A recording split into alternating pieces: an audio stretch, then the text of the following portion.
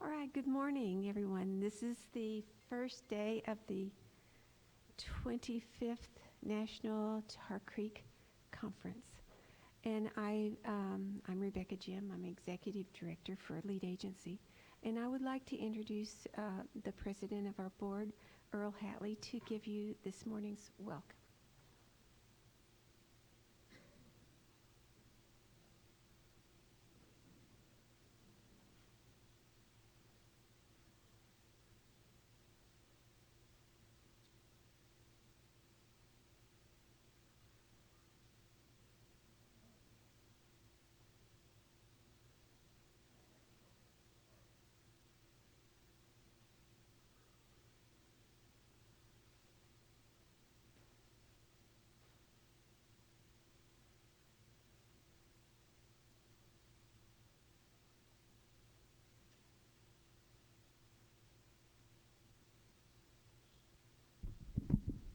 Yeah, Earl, if you can hear, we're just adjusting the volume here in the room, so it'll be just a moment.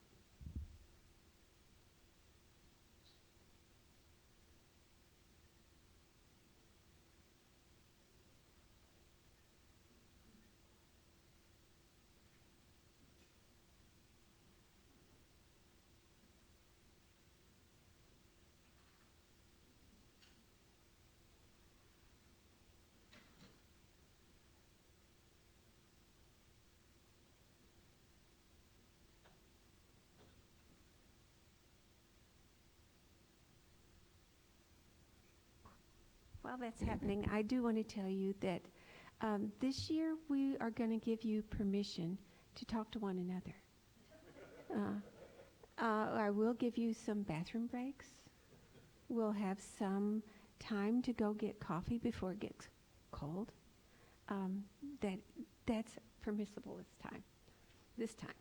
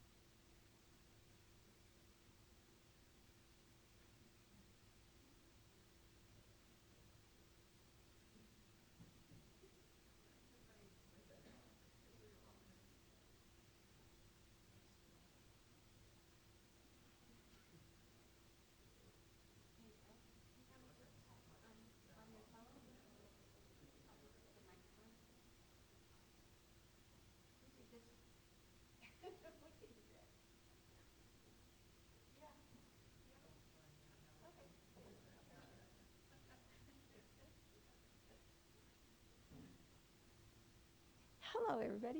I'd like to introduce you to Earl Hatley. He's going to talk with you on my phone, and we're going to see if it doesn't squeak. Okay, great. Go for it, Earl.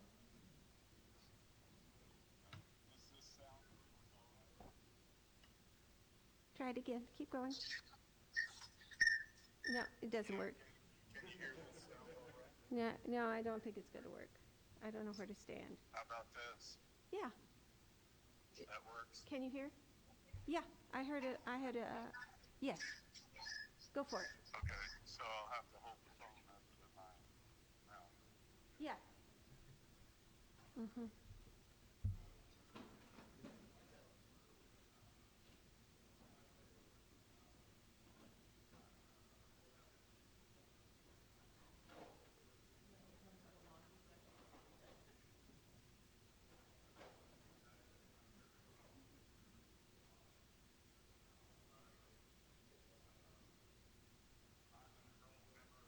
Abenaki Nation of Missisquoi in Vermont, where I'm living now, but as you all know, I'm an Okie. I'm from Oklahoma, from Craig County, before moving up here. And I was your Grand River Keeper for 18 years.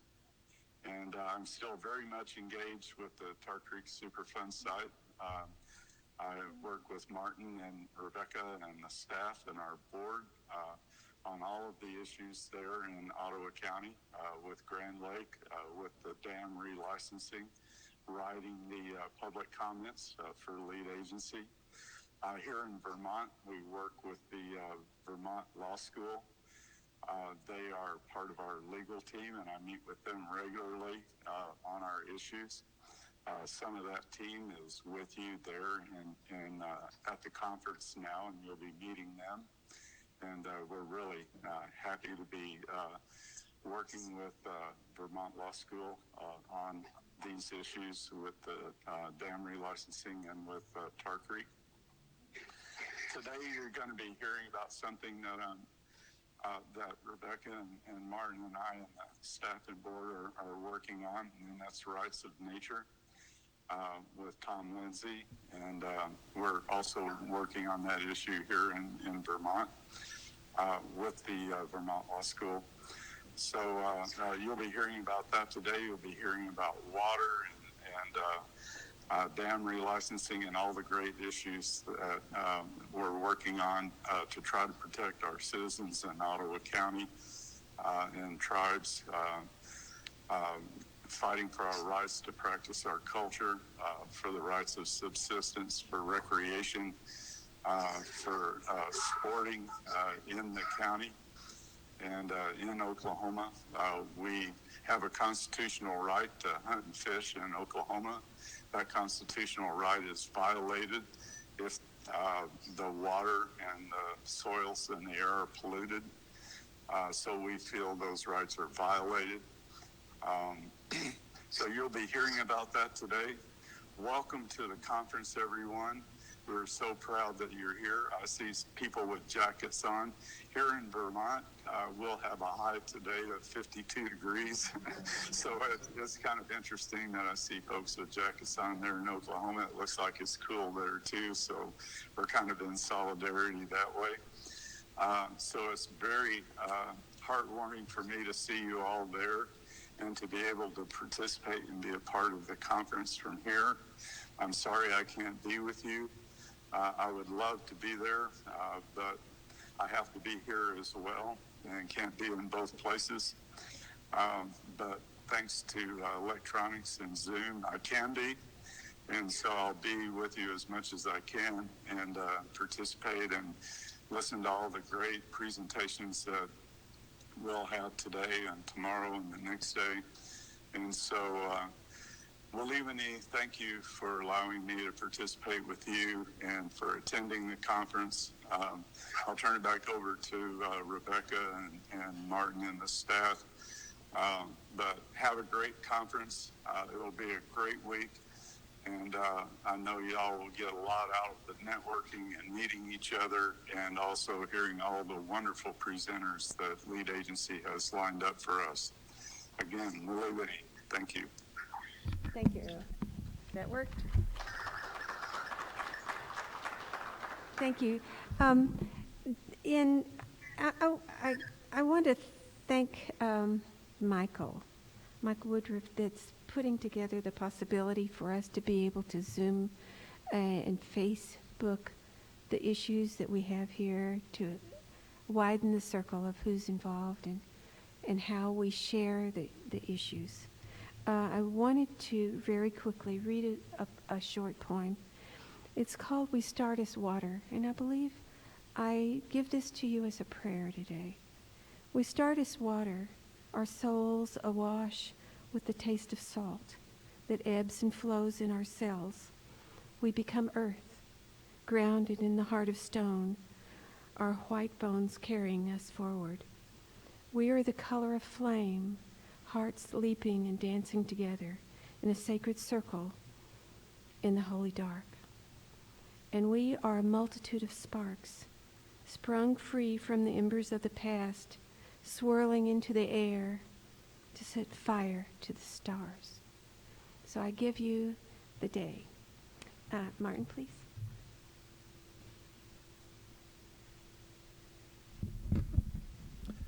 Thanks, Rebecca. Well, I know a lot of faces in this room. I'm Martin Lively, Grand Riverkeeper with Lead Agency. It's a real treat to have you all here today. And as Earl said, I think it's going to be a really outstanding conference. But now I have the privilege of introducing Jessica Tran. Jessica is someone that we connected with 3 years ago now, through the American Geophysical Union's Thriving Earth Exchange. Jessica was the coordinator for our collaborative project that resulted in building the flood map that we talked about so much at last year's conference, and that we're continuing to work with every day as we do this work in northeastern Oklahoma. Jessica is a graduate student with the University of Minnesota. She's a PhD candidate, and she is doing something really exciting. She is doing her PhD research here in our community, looking at community-engaged science, and she has some special things that she's doing at the conference as part of that research, and also to help us build better conferences in the future. And so I would like to invite Jessica up to say a few words about that. Really encourage you to listen, and she's going to ask for some help from everybody, and I hope that you will do that. So, Jessica. Hi, everyone. My name is Jess. I'm a PhD student from the University of Minnesota, and I'm here to just announce that we're doing a little survey here at the conference this year. We want to know about your experiences and thoughts at the Tar Creek Conference, whether you're attending for just half a day or the whole 3 days. We want to hear your insights and your perspectives. The results from the survey will be used by Lead Agency to improve future Tar Creek conferences, and it will be used in my dissertation. So I'd love to hear from everyone's voices who are attending in person or online. The survey takes just 10 minutes, and we're going to put a few QR codes and short links around the room later today. And if you want a paper survey to complete, they'll also be at the registration table. And make sure to take it towards the end of your time at the conference so that you have experienced as much as you could before completing the survey. And to have a little incentive, we're going to offer 4 $50 cash cards. So everyone who completes the survey will have a chance to win that prize. So I'll be around the whole week. If you have any questions about the survey or anything going on, let me know. And thank you.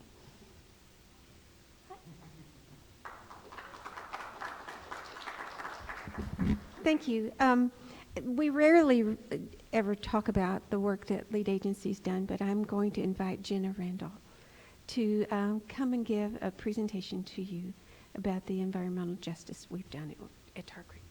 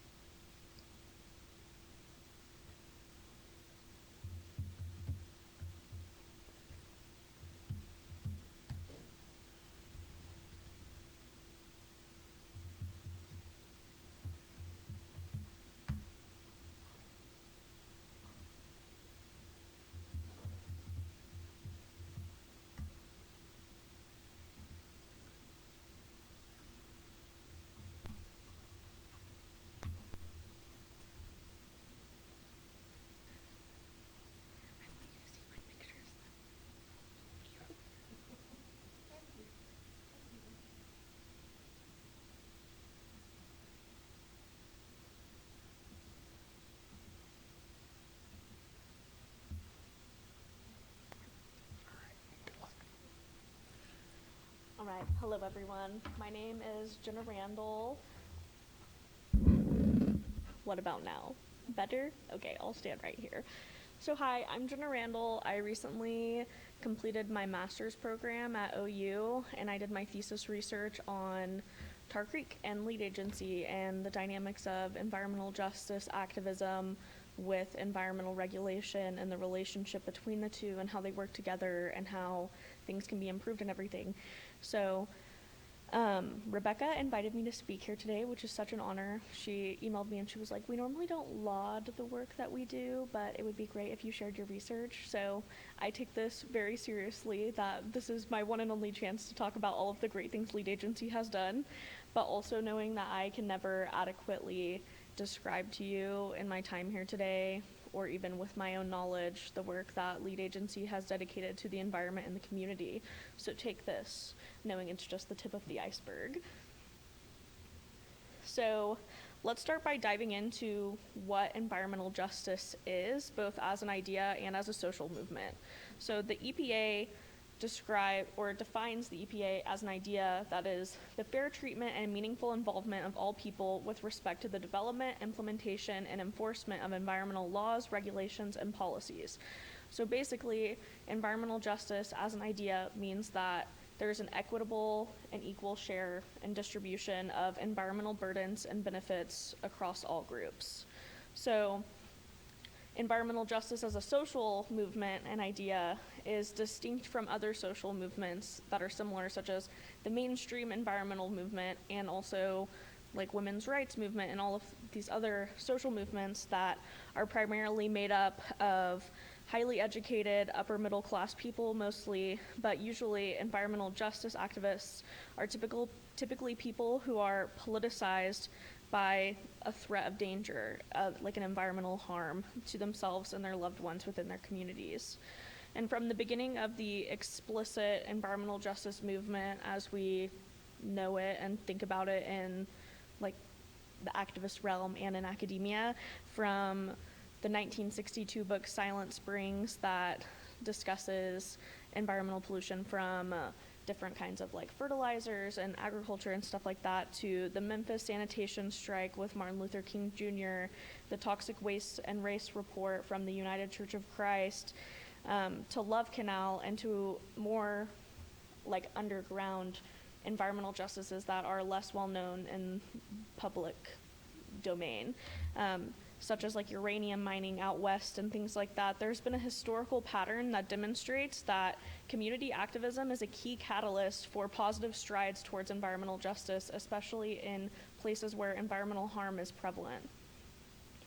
So here's a little snapshot of what my research was overall. So I looked at the history of injustice at Tar Creek from the beginning and how community activism is a pillar of environmental justice here, and how to transform the remediation process by formalizing community involvement in that process. And today I'm just going to give you a quick little view at what the community activism piece is here, but my whole thesis was very long and I would love to talk about it. Please ask any questions later today. So my archive of what I looked at for my research was at Lead Agency headquarters, and I went through all of their little treasures there, and I got to go through what they call the toxic library if you've never visited. And all of these piles here are from me. Theirs is very organized, I promise. But so there's decades worth of newspaper clippings, government reports, poems, photos, artwork, and every other kind of media here. And the toxic library is like what we know as a community archive. So it was really special to go through and see what activists here deemed important enough to keep, and then I got the chance to go through it like all these years later after everything has been kept. So I've spent days going through all of these very organized newspaper clippings. There were thousands of them. There were more than this even. But so I got to spend days and days going through everything, and then once I got back home, I spent weeks and months reading through everything and categorizing it and analyzing the data that I had found.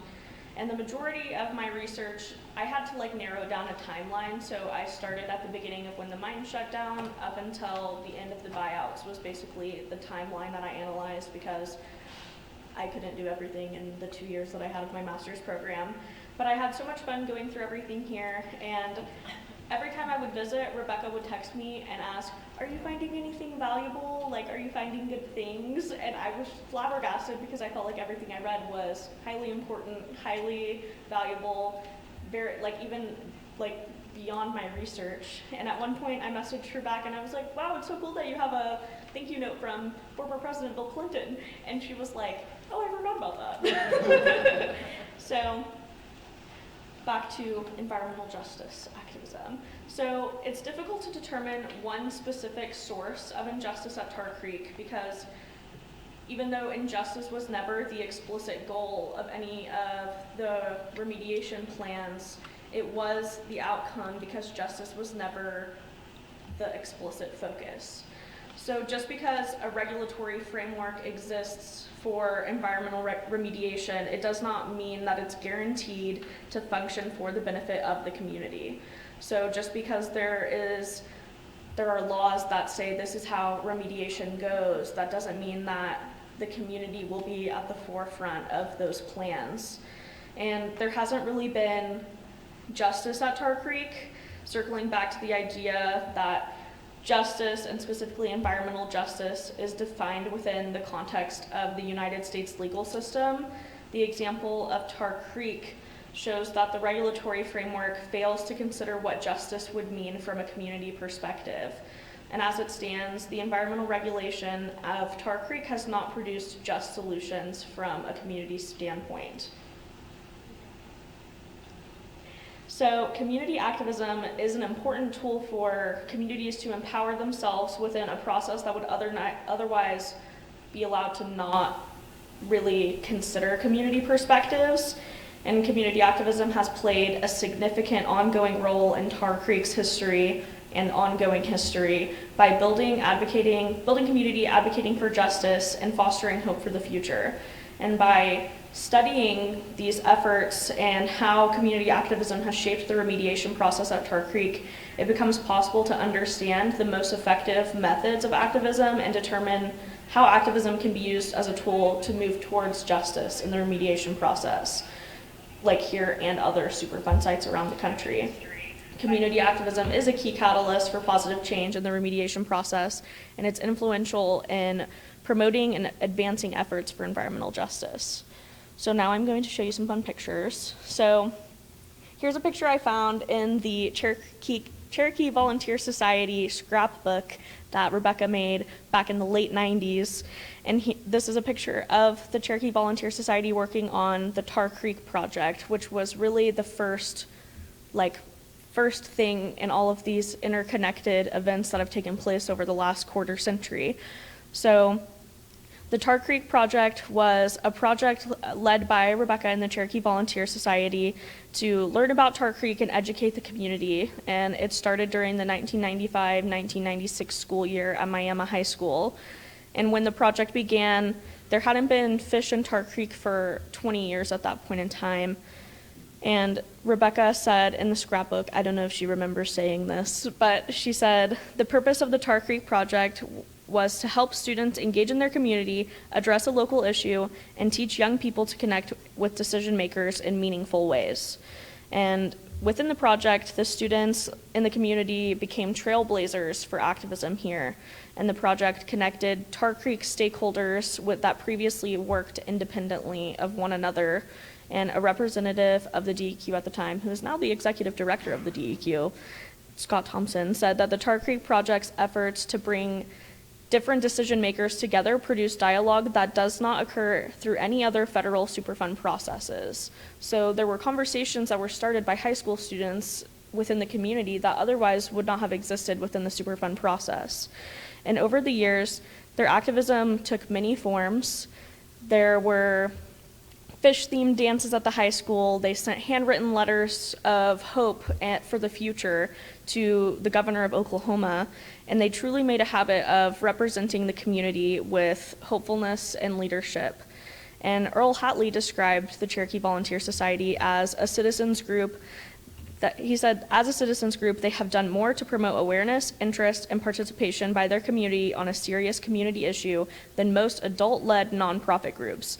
Cherokee Volunteer Society is a model for how concerned citizens can organize to make a difference in their community. Cherokee Volunteer Society students not only learn, they inspire others to learn.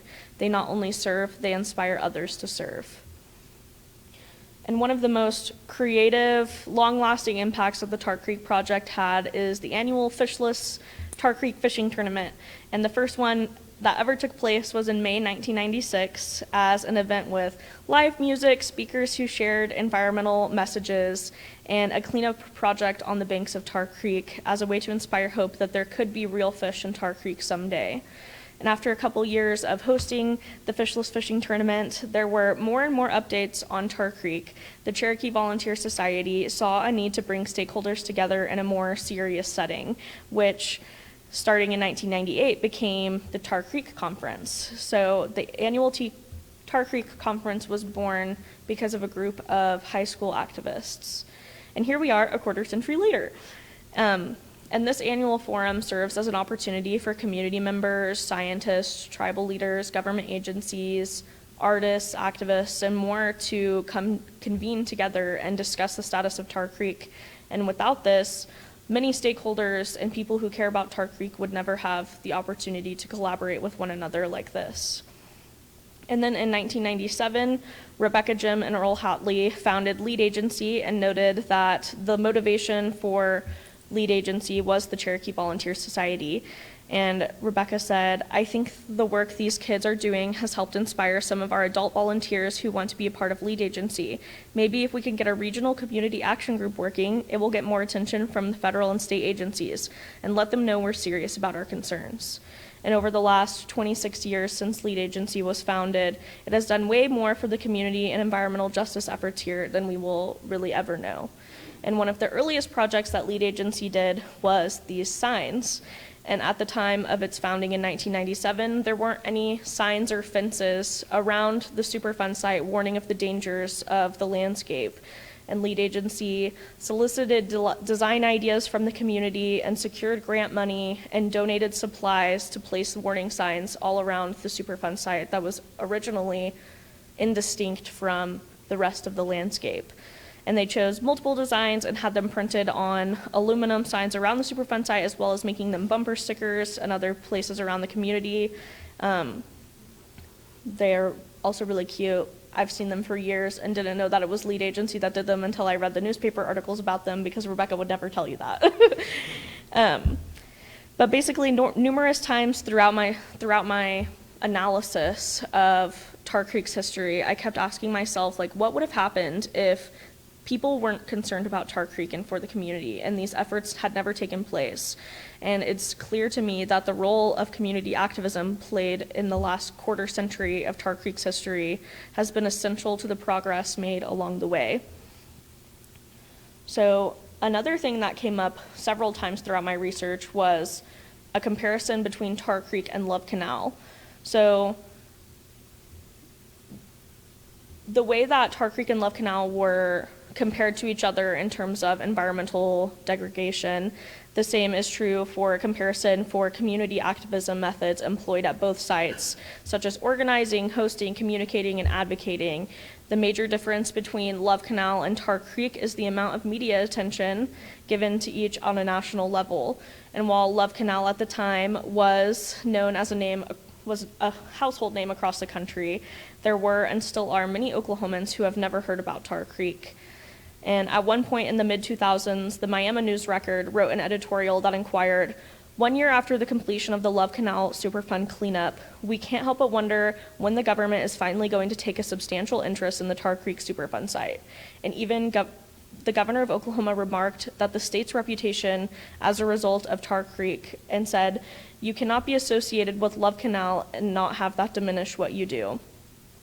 Arguably, these comparisons of Love Canal and Tar Creek showcase that the regulatory framework can be influenced by public outcry and media attention.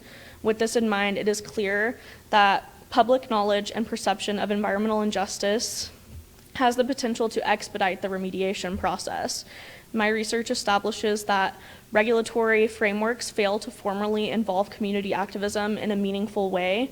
And I argue that while this system is allowed to exclude community activism and involvement in most ways, it is not immune to the influences of public opinion, media attention, and most importantly, activism. So by understanding Tar Creek's story and community activism's role in it throughout each phase, it's possible to see which strategies had the greatest positive impacts. As I analyzed the available data that I found in the Toxic Library, I focused on what activities promoted the most positive change, and I divided what I considered to be the most effective methods into 3 categories, which I named bringing people together with a purpose, creative activism and education endeavors, and being resourceful. And in many ways, community activism at Tar Creek successfully achieved environmental justice goals of their own, independent of the regulatory process, simply by having more equitable approaches to information dissemination and making sure people were included in their efforts, and seeking out and distributing resources that would have community-wide impacts rather than just for a select few. So for the first group, bringing people together with a purpose, aside from events like this conference and the fishing tournament, there were several other examples of what I would consider bringing people together with a purpose as an effective method of activism. And one of them was with a partnership with professors at Harvard for what they called the Tooth Fairy Project. And after the Harvard professors came to visit for the very first time in the early 2000s, Rebecca emailed them, and this was in a newspaper article. I was not snooping Rebecca's email logs. But Rebecca emailed and said, "It's been hard to know what to say to you and your colleagues since your visit. It's like being exposed, letting strangers into our world. We wondered what you all must be thinking. Was it bad enough to warrant concern? Are we making too much over the issues we have? Or is it so huge that there's no hope? Thank you for coming. You've honored us, our community, and our youth with your visit." And the Harvard researchers responded and said, "I guess it was a mutual reality test. We were impressed by the risks that seemed apparent. Most of all, we were impressed by the warmth of your community and your organizational abilities. No matter the outcome, it will be a pleasure to work with you and your community." And this is like one of the things that stuck with me the most, is that the Harvard researchers seem to respond in a way that they're like, this seems to be a little worse than we expected, and we don't know what's going to happen, but you guys are the best, and so warm and kind. And it's likely that the Harvard researchers were surprised by the level of hospitality that lead agency showed them while they conduct their academic research. And when I first met Rebecca and the rest of lead agency, it stopped me in my tracks as well. In this way, lead agency proves that bringing people together doesn't need to be a physical gathering, rather establishing shared motivations and good relationships as the key component to purposeful assembly in terms of effective activism. And somehow lead agency captures the spirit of hope whenever they bring people together. And the second part, creative activism and educational endeavors. The community participated in environmental activism in their own ways throughout Tar Creek's history. Activism can be achieved in many forms, and arguably one of the most impactful forms that we've seen in Tar Creek is art. And throughout the history, Tar Creek has been the topic of songs, poems, books, photography, storytelling, films, and plays, and so much more. Art has been an important tool for knowledge preservation, accurate representation of Tar Creek's history, advocacy for Tar Creek, and it served as a way for community members to voice their thoughts and experiences of living in a polluted place. And other ways that creative education endeavors have been showcased is things like lead agency applying for grants that will provide a technical assistance to the community that will ensure that the regulatory process is translated in a way that the community can understand, or even would have the chance to know. Because unless you're looking for it, like, the regulatory process of the environment isn't like putting out memos telling people what's going on. So it's important that someone in the community is making sure that people have a right to what they know. And I'm sure we're going to hear about this in a little bit, with knowledge about your environment as a right. And there's also door-to-door surveys and door-to-door information sharing that lead agency has done over the years. And community activism in this way was cited as a driving force for several tangible outcomes throughout Tar Creek's history. For example, in the late 90s, the Cherokee Volunteer Society was credited for the revival of interest in Tar Creek from the EPA after 15 years of nothing happening at the Superfund site and things kind of just being done for a minute. Another example when community activism-led education efforts shined was in the early 2000s when lead agency's collaborative project with Teal was recognized for their outreach efforts, which were credited as the reason why blood lead levels decreased in the community so much. An activism that is fun and enjoyable rather than stale and cold has really brought a lot of hope along the way. And being resourceful can be interpreted a lot of different ways here, but by this I mean that being aware of the opportunities that exist, as well as having the capability to make creative solutions to issues. Some examples of this that lead agency and other activists in the community have done are numerous types of fundraising over the years to support a variety of causes, such as chocolate tasting events and selling art prints. The ability to envision and then create fundraisers like this is an important tactic when engaging in long-term activism. Beyond fundraising, resourcefulness is an essential skill in regards to knowing what opportunities for things like grants and partnerships exist, and I've never seen anybody do it like Rebecca Jim, of knowing what people can bring to the table and then employing them and giving them the opportunity to do that. I've seen her do it with like everybody that's come into her path since I've known her. And the rest of lead agency does it as well. Time and time again, lead agency has been able to provide services that were not available prior to their intervention by taking full advantage of the opportunities offered. So examples of this are like the technical assistant, the warning signs around Tar Creek, as well as partnerships with like the pure PUR water filters that they distributed around the community with the help of local tribes for safe drinking water to those in the community that didn't have it before. And while it's disappointing to me that many of these things like the signs, the technical assistance, and clean water were not automatically available to members of the community, I'm relieved that these opportunities exist at all and that lead agency was there and willing to take on the mantle of making sure these services were provided. Being resourceful is arguably the most important of the three categories here for bringing about justice because this section has the most tangible benefits associated with it that were distributed across the whole community. So, lead agency has filled a role that was not offered or available within the governmental regulatory structure. LEAD has brought the Tar Creek Superfund site closer to justice through their efforts to ensure equitable dissemination of information, provide opportunities for community members to be involved, and most of all, promote a healthy, safe, and non-toxic future for all. Time after time throughout Tar Creek's history, the issue could have been addressed more effectively if the regulatory structure involved residents in the process more formally. There is untapped knowledge in the community that can benefit the whole remediation process. And the best way to achieve more justice during environmental remediation processes is to formally include community perspectives throughout all phases of the process and incorporate community perspectives for what true environmental justice means for Tar Creek. Until that can be achieved, community activism can play an influential role independent of the regulatory framework to promote justice and foster hope in the community by increasing their ability to connect with purpose, enhance their creative education methods, and improve their resourcefulness. And I want to close here today by admiring the quarter-century legacy that lead agency and other activists have had in this community and thank them for their matchless efforts. So, round of applause for community activism.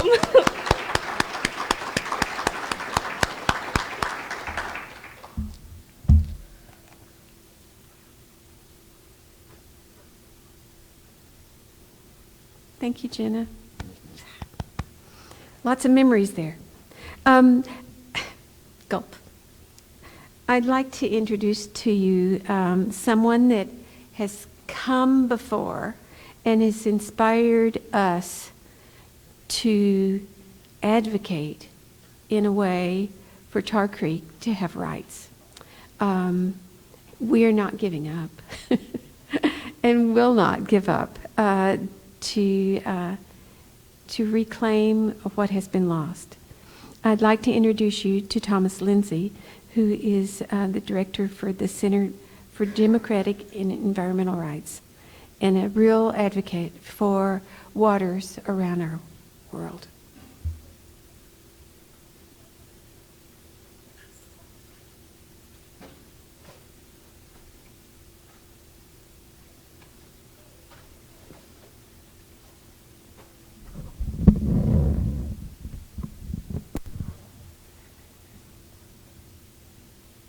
So we have some pretty things to look at.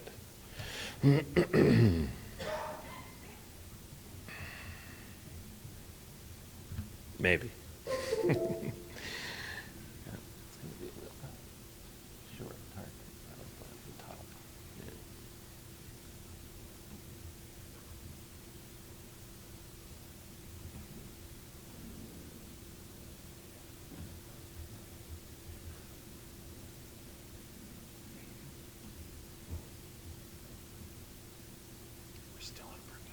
Fancy.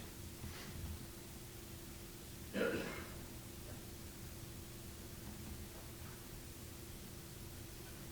be $4,000.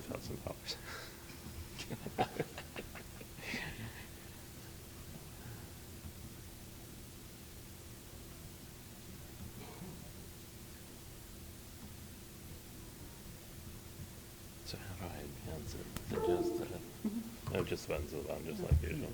Okay, great, thank you. Okay, good morning. So who is this egg-headed lawyer from Spokane, Washington in front of you?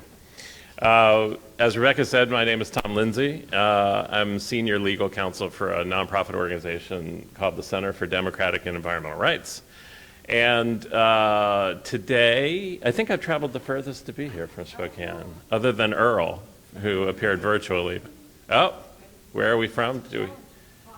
Oh, yes. What part of Washington? Or D.C.? Now we're going to have a contest. Going to have to pull up Google Maps and take a look at that.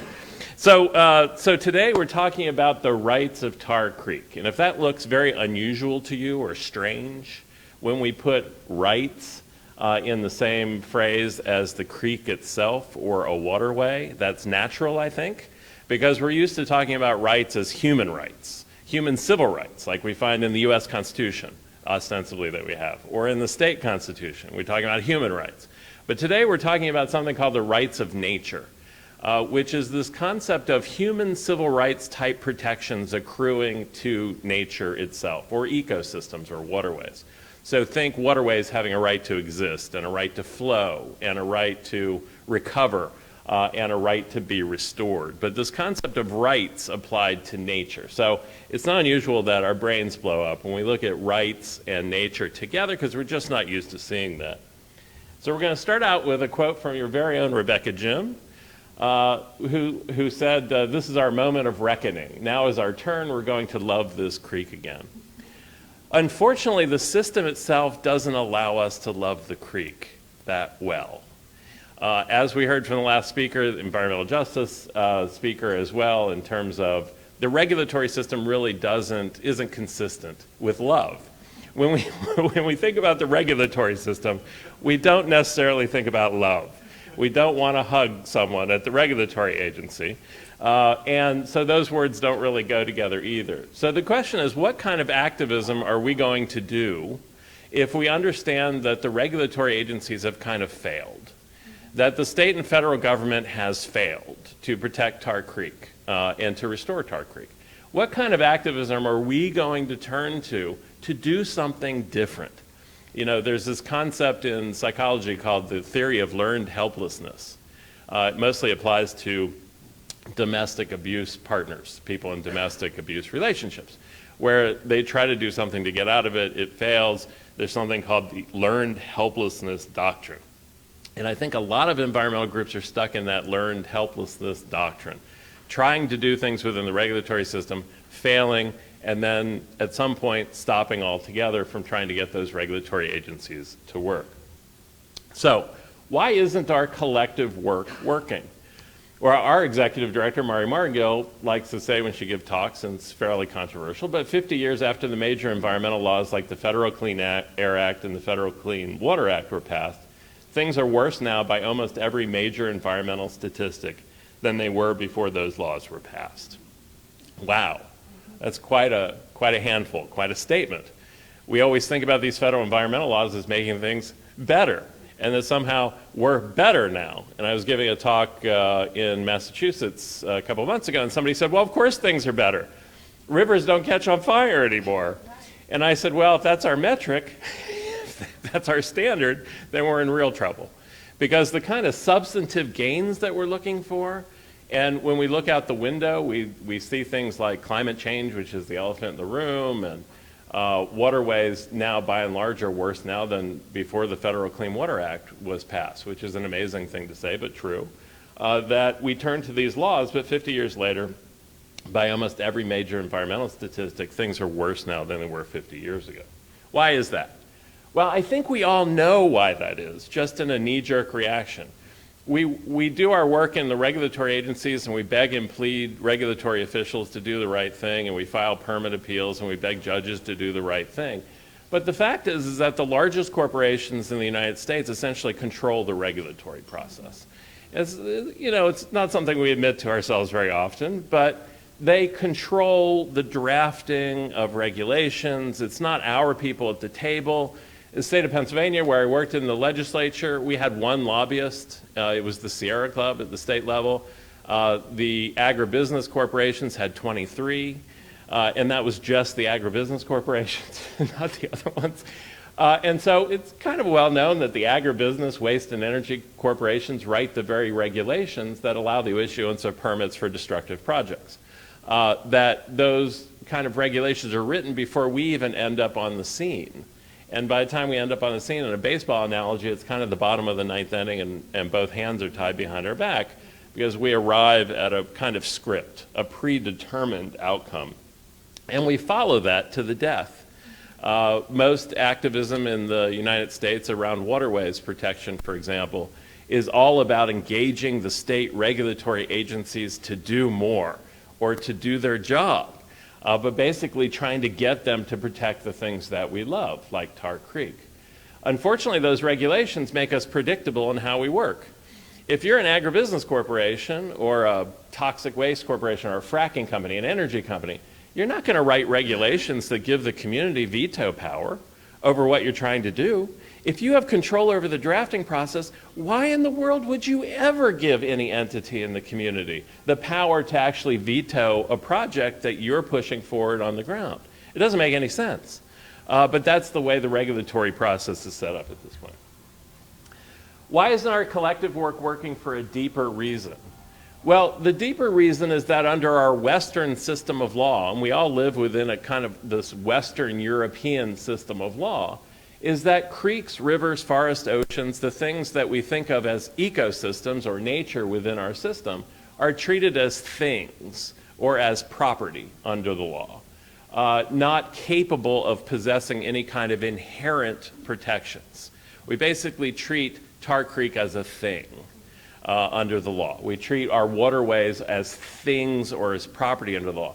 There's nothing more embedded into our current Western system of law than nature as property and nature as a thing. But think about how artificial that is. Somebody, Europeans landed on the shores of what became the United States. They drew lines. They drew lines, which then became deeds. And we hold these deeds and we pretend that we own nature, that we own ecosystems. The problem is under our current system of law, which treats nature as property, what that translates into is the more nature you own, the more you legally have the power to destroy. That is, in essence, the foundation upon which all environmental law has been written in the United States, with due respect for property rights under this system of law. That's why environmental law has failed, because environmental law is all about assuming that those property rights exist and building them into that system of environmental protection. What we're talking about today is a different kind of activism called rights of nature. And so the question is, what is it? What is rights of nature? Well, it's the recognition by written law. So this can be laws written by cities, counties, villages, towns, or by state legislatures or national governments. So written law or statutory law, or by judicial ruling. So courts issuing rulings in conflicts, confrontations in court, in cases, real life cases, of the legally enforceable rights of nature as a whole or species and ecosystems. So legally enforceable rights of nature. Think about your own rights, free speech rights that you have under the First Amendment to the U.S. Constitution. You as a human being have certain rights under the Constitution, under the state constitution. This is about talking about those kinds of human civil rights type protections, legally enforceable rights for nature, for waterways and forests and those types of things. It changes the current status of nature from being property, something that can be owned as a thing, to kind of a person with corresponding legal rights. So instead of just regulators deciding how badly to pollute a particular waterway through things like looking at total maximum daily load, i.e. how much stuff can we put in to the river before it begins to change the river's attributes, instead of that, looking at the river or waterway as a person with capable of holding rights. The concept, of course, has indigenous origins. Indigenous culture tends to treat nature not as property or as a thing, but as a relative, a living relative, something that cannot be owned. But again, speaking about nature as a living being or as a relative, kind of the rights of nature stuff is traceable back to that indigenous understanding of nature. As of this year, over 36 municipal and tribal governments across the U.S. have adopted rights of nature laws. So again, this isn't 30,000 foot, state governments and national governments operating. It's communities closest to those ecosystems that they love who are beginning to kind of hotwire municipal governments, cities, towns, villages, and counties to actually adopt laws which recognize these legally enforceable rights of nature. And again, these are not non-binding resolutions. These are not statements of sentiment. These are not things that say, wouldn't it be great if nature had rights? Then we could do something. They're actually creating legal rights for ecosystems and then using them to enforce those rights in court. So again, not just non-binding sentiment resolutions, but actually binding legally enforceable laws. Tribes, not surprisingly, have taken the lead in terms of passing these kinds of rights of nature laws. They include the Ho-Chunk in Wisconsin, who were the first to take a vote on a rights of nature resolution. White Earth Band of Ojibwe, those are the Chippewa in Minnesota, the Ponca here in Oklahoma, the Yurok tribe in California, the Menominee in Wisconsin, the Nez Perce from my neck of the woods in Idaho, the Oneida in Wisconsin.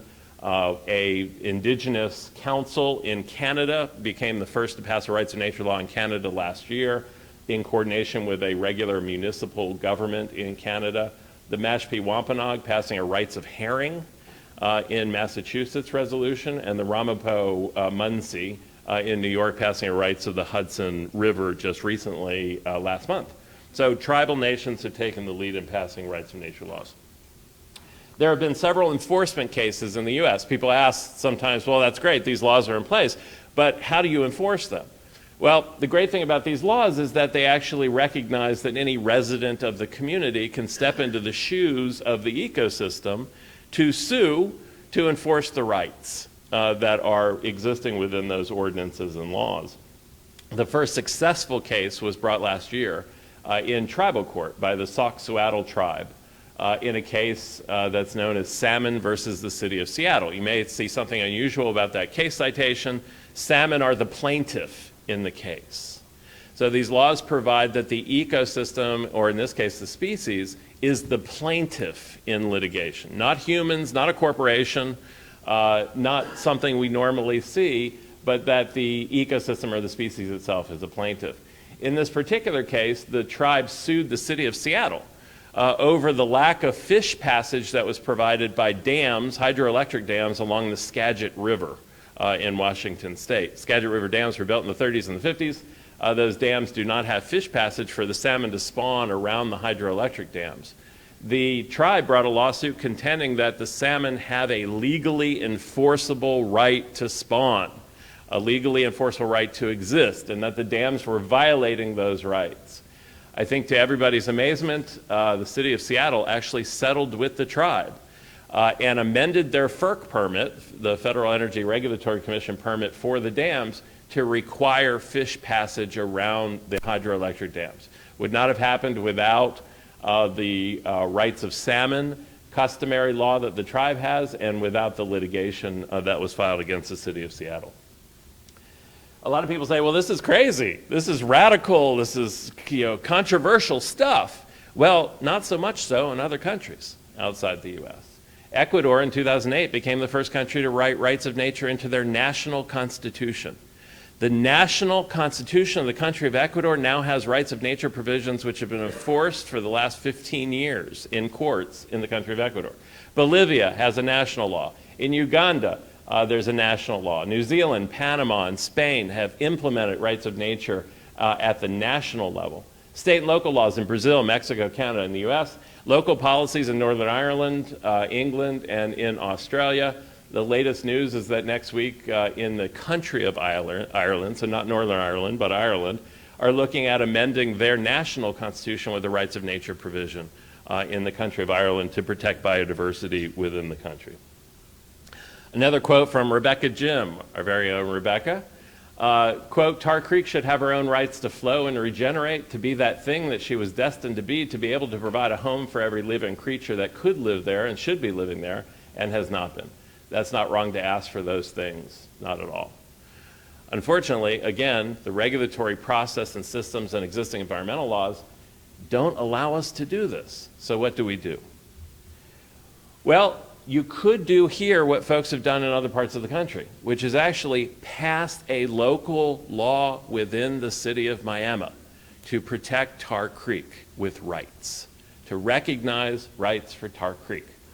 Proposed ordinance was drafted several years ago, working with Rebecca and lead agency for the city of Miami, that would recognize the rights of Tar Creek. It would recognize the right of people to a healthy Tar Creek, and it would also recognize the rights of Tar Creek itself to exist, flow, and support life, and then would recognize the authority of any resident of the community, including groups like the Tar Creek Riverkeeper and lead agency, to actually enforce those rights that were passed within the local law. People might say, well, geez, how do we do that and what's in it? Well, this is the rights section within the ordinance. People of the city of Miami possess the right to clean water, which shall include the right to a healthy Tar Creek that is free from pollution. These are the rights of Tar Creek as embedded in the proposed ordinance. Tar Creek possesses the rights to exist, regenerate, and flourish, which shall include the right to naturally recharge, the right to flow, the right to water quality necessary to provide habitat for native plants and animals, the right to provide clean water, the right to be free from pollution, and the right to restoration. Legally enforceable rights codified into municipal law to augment the protections that are afforded by other laws and by the agencies and other environmental principles. These are the prohibitions. Shall be unlawful for any person to cause pollution of Tar Creek. It shall be unlawful for any person to perform any act that interferes with the rights recognized by this ordinance. Enforcement by the residents, this is the standing provision, provides any resident of Miami can actually step into the shoes of the ecosystem. Imagine a lawsuit that's titled Tar Creek versus X. So Tar Creek as the plaintiff, not an individual, not a group, but Tar Creek itself. So how do we do this? Sounds awfully complicated. Well, it turns out you're lucky to live in Oklahoma. And that may be not the first time that that's been said, but you're lucky to live in Oklahoma. Oklahoma is one of those states that provides citizen initiative for local ballot laws in the state, which means that if you collect enough signatures, you can actually put this directly on the ballot for a vote by the voters in the city of Miami and pass it into law just as if your city council had passed something into law. So again, a citywide ballot through signed petitions of registered voters takes about 700 valid signatures within the city to collect on a petition. Then that places it onto the ballot. Then you have a ballot vote on a general election day, and once adopted, it has the force of law. You're actually recognizing the rights of Tar Creek. Again, not a sentiment or a resolution, but actually legally enforceable rights. Tribal governments here can also adopt rights of nature laws. they can adopt the law themselves and enforce the law both in tribal courts as well as other courts. Tribal governments have indeed in other places, including here in Oklahoma, adopted laws recognizing that waterways have rights. Here, tribe would include the Tar Creek watershed. So a tribe does not have to have Tar Creek near its reservation or near its reserved land, could recognize the Tar Creek ecosystem having rights, which includes the Tar Creek watershed, then bootstrap Tar Creek into that watershed as a protected entity. So again, two ways to do this. One is through direct ballot initiative within the city of Miami, through petition circulation and placement. And second is by tribal governments who themselves can move forward tomorrow, if they so choose, to recognize Tar Creek as having rights. The other process takes a little longer through the initiative process. So this is us. If anybody has a bug about rights of nature, we got plenty of stuff on our webpage, including some trainings that we do across the U.S., which are much longer, 2 hours, 2.5 hours, for folks that really want to get into the nitty-gritty. But feel free to email us with questions or use our webpage, which also has a quarterly updated where have rights of nature been passed, along with sample provisions from each of those laws that have been passed both internationally and here in the U.S. Thank you, guys.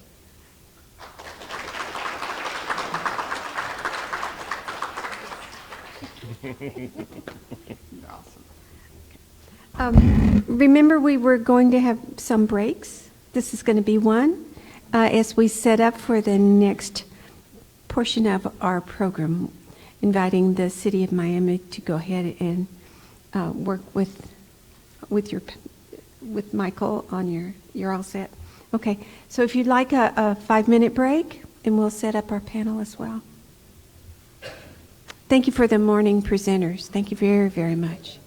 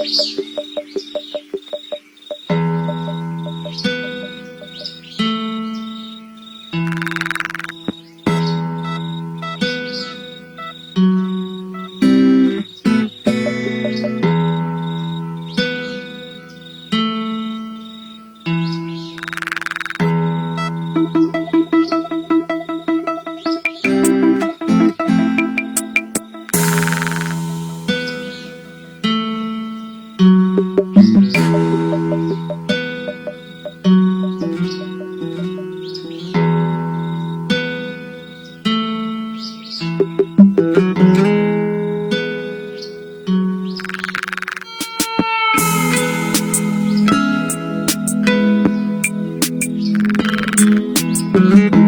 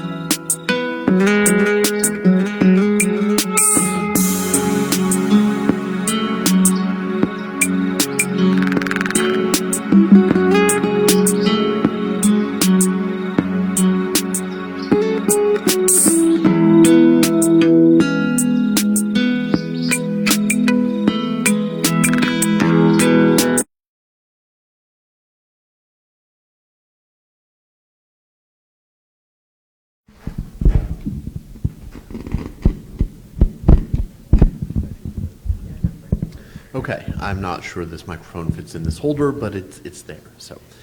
All right, well, we are shifting gears. We're shifting gears from talking about rights of nature to talking about how water can sometimes damage us. It is not just Tar Creek that is contaminated with metals. Tar Creek flows into the Neosho River, and many other creeks throughout Kansas and Missouri flow into the Neosho River, the Spring River, and contaminate the watershed downstream into Grand Lake. And that contamination and what to do about it and what happens when we flood is something that our city has been working tirelessly on for years now. The dam at Grand Lake is up for relicensing at FERC. It is a hydro dam. And a key issue in that fight is upstream flooding, and whether that upstream flooding is caused by the management of the dam. And that ties right back into the metals in this watershed and how long they sit on our land, on our parks, on our playgrounds, and what risk that poses to children who go and play there after the floodwaters recede. All of this is connected. And the flooding that we experience is unacceptable. It is man-made. And the city has been fighting for us with FERC, with GRDA, to protect us, to achieve safer management of the lake so that we don't have that problem as badly in the future as we've had it in the past.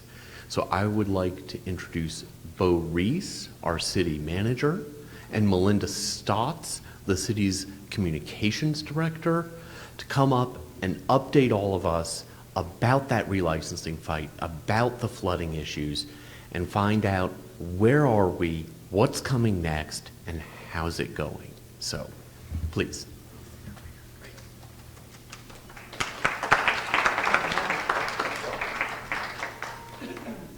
Thank you, Martin. That was a perfect setup.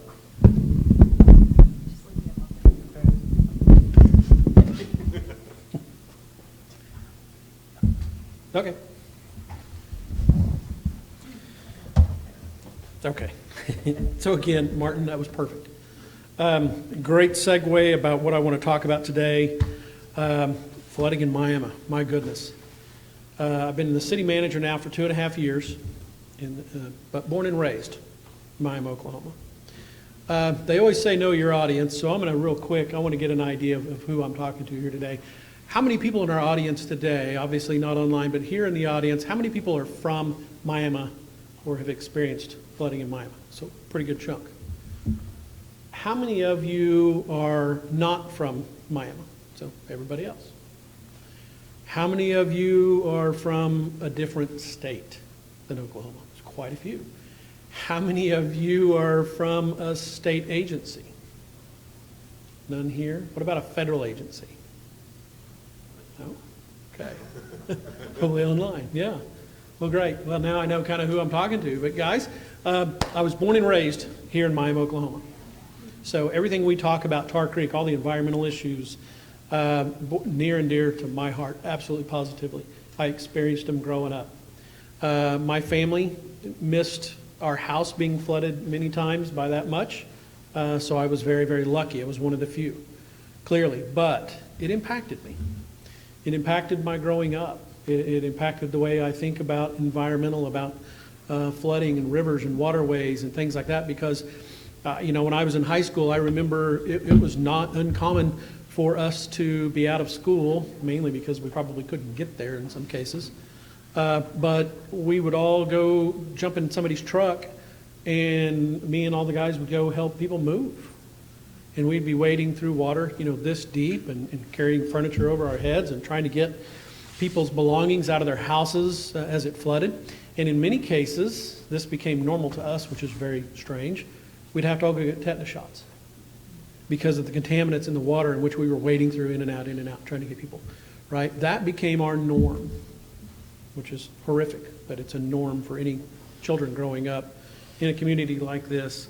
But I love this community, and so having been gone now for 30 years, I was born and raised here. I know Rebecca's shaking her head like, that can't be that long, but it's been 30 years I've been gone, Rebecca.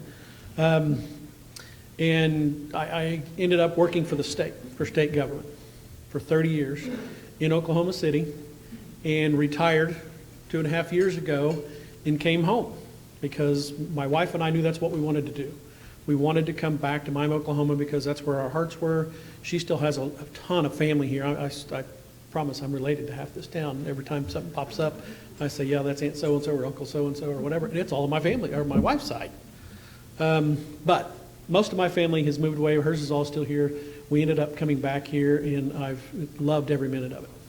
One of the things I did not expect that has happened is when I came back and began serving in this role as city manager was picking up the fight over the flooding. I knew about the flooding. I lived through the flooding. It was normal to me to have flooding. Didn't think a whole lot about it for 30 years, other than I would see the floods and I'd talk to family members, but it became normalized to us. But then coming back here and picking up this fight and having to truly learn the complexities of what's been going on I'm still learning after 2.5 years. And guys, I have spent hours and hours and hours and hours working with attorneys, with Rebecca Jim and our folks at the LEAD organization, meeting with GRDA and our tribes and trying to understand where we're at, what's happening, why are we here. And it is hard, it's complex, it's complicated. I get that. But today I want to talk to you a little bit about really my frustrations and why some of this is so frustrating to me. Why learning what I've learned so far, it has become more clear to those who have the authority to do something about it. Why are we still fighting this fight decades later? Because the fight started many, many, many decades ago. The issue started many, many decades ago. But here we are having the same discussion around the same things and still scratching our heads. Why hasn't anything been done about it? Well, here's what frustrates me. Those that do have the authority and the control over the flooding, what we call dam-caused flooding, right? We distinguish often between natural flooding and dam-caused flooding. They create fear, uncertainty, and doubt. Fear, uncertainty, and doubt. That's all they have to do. Once they create enough doubt, and then everybody scratches their head and says, well, maybe I don't understand. Maybe I thought I understood. Maybe I don't understand. Guys, it's really not that complicated. The more I get into this, the more I learn about it, the more I see about it, the more frustrating it becomes.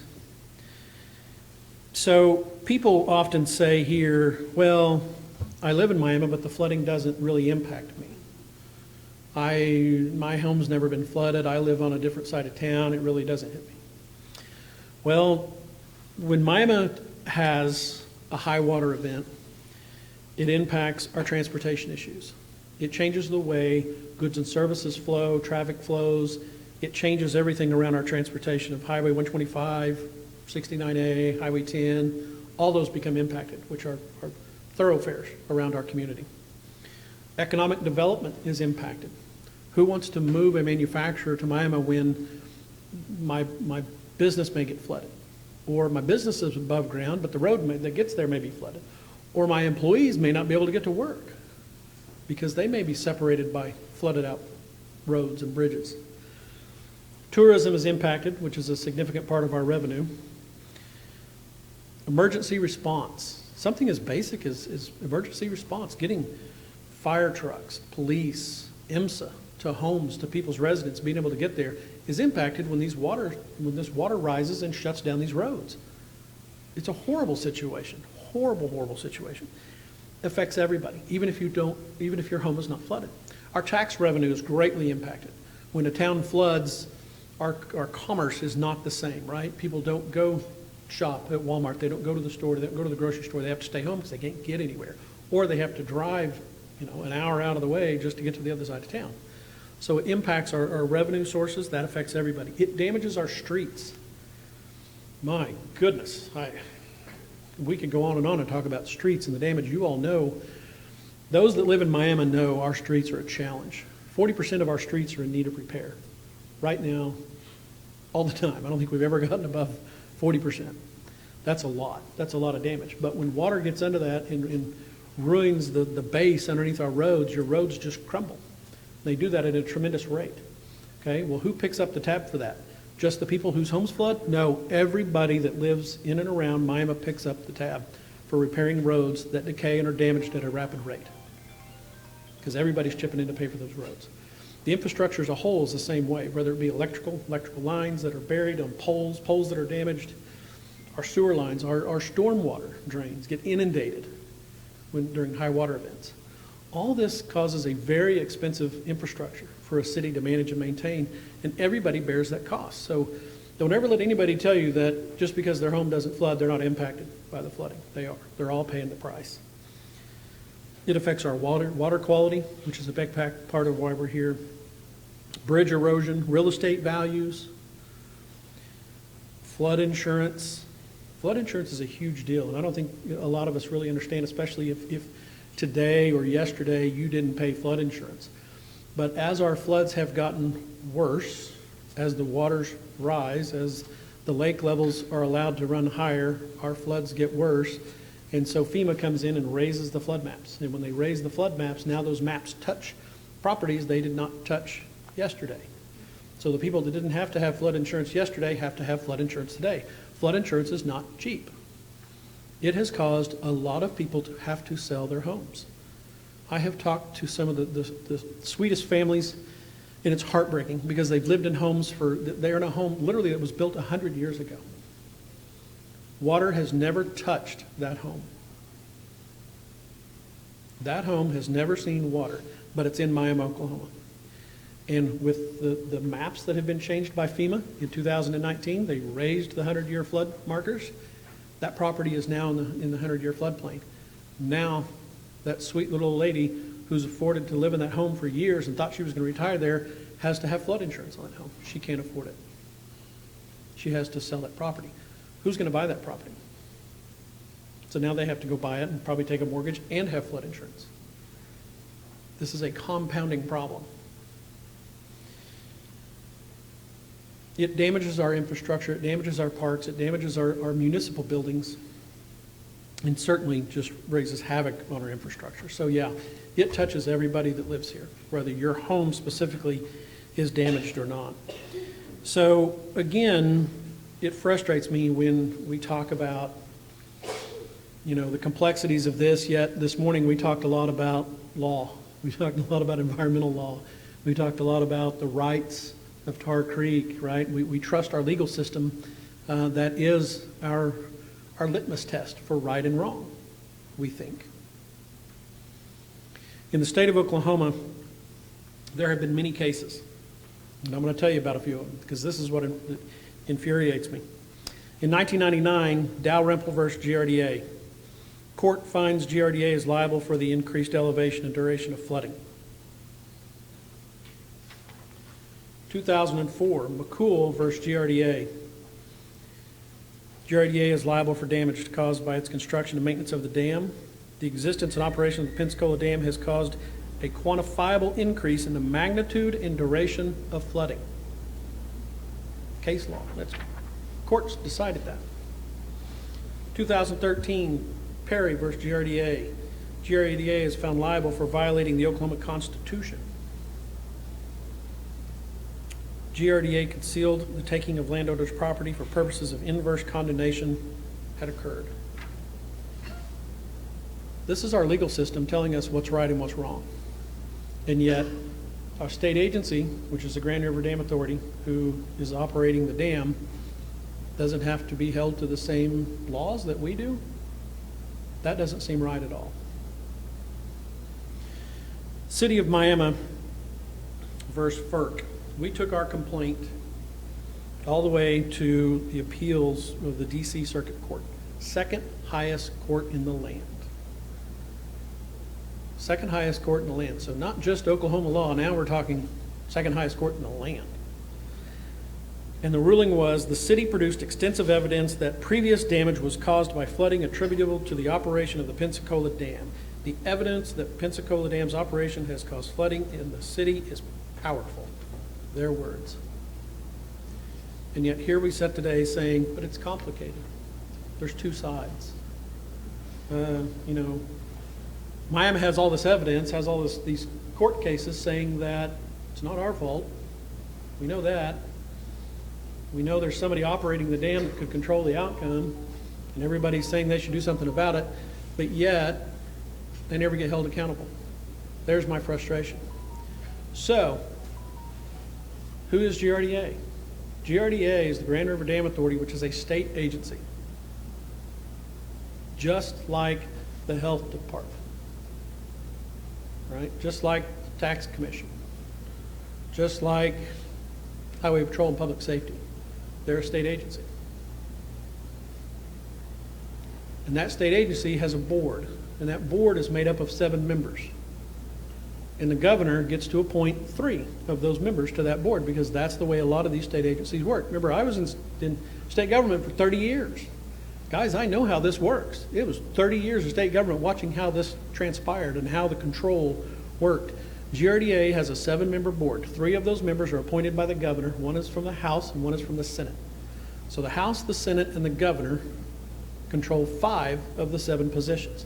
The people that we elect to govern our state, to govern us, have control over GRDA. They have 5 of the 7 positions.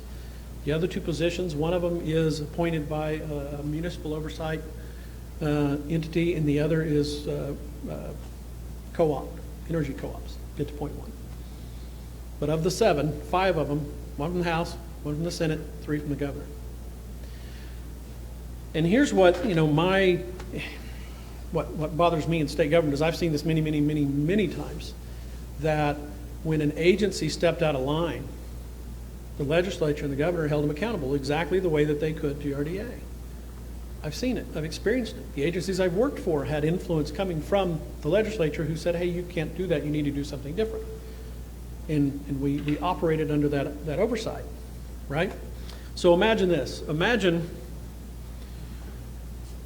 something like the health department. And this is totally fiction. I'm telling you a story, so don't anybody say that the health department did this, because I have good friends at the health department. But state health department will say, imaginarily, they built a brand new facility in Miami, Oklahoma. Big, beautiful building. Hired a lot of local people, gave them great jobs, and provided health care to our community. They provided a service to our community. That would be fantastic. That'd be great. Here's a big, beautiful building, jobs, providing health care. It's a state agency. But in the operation of that state agency, they produced biomedical waste.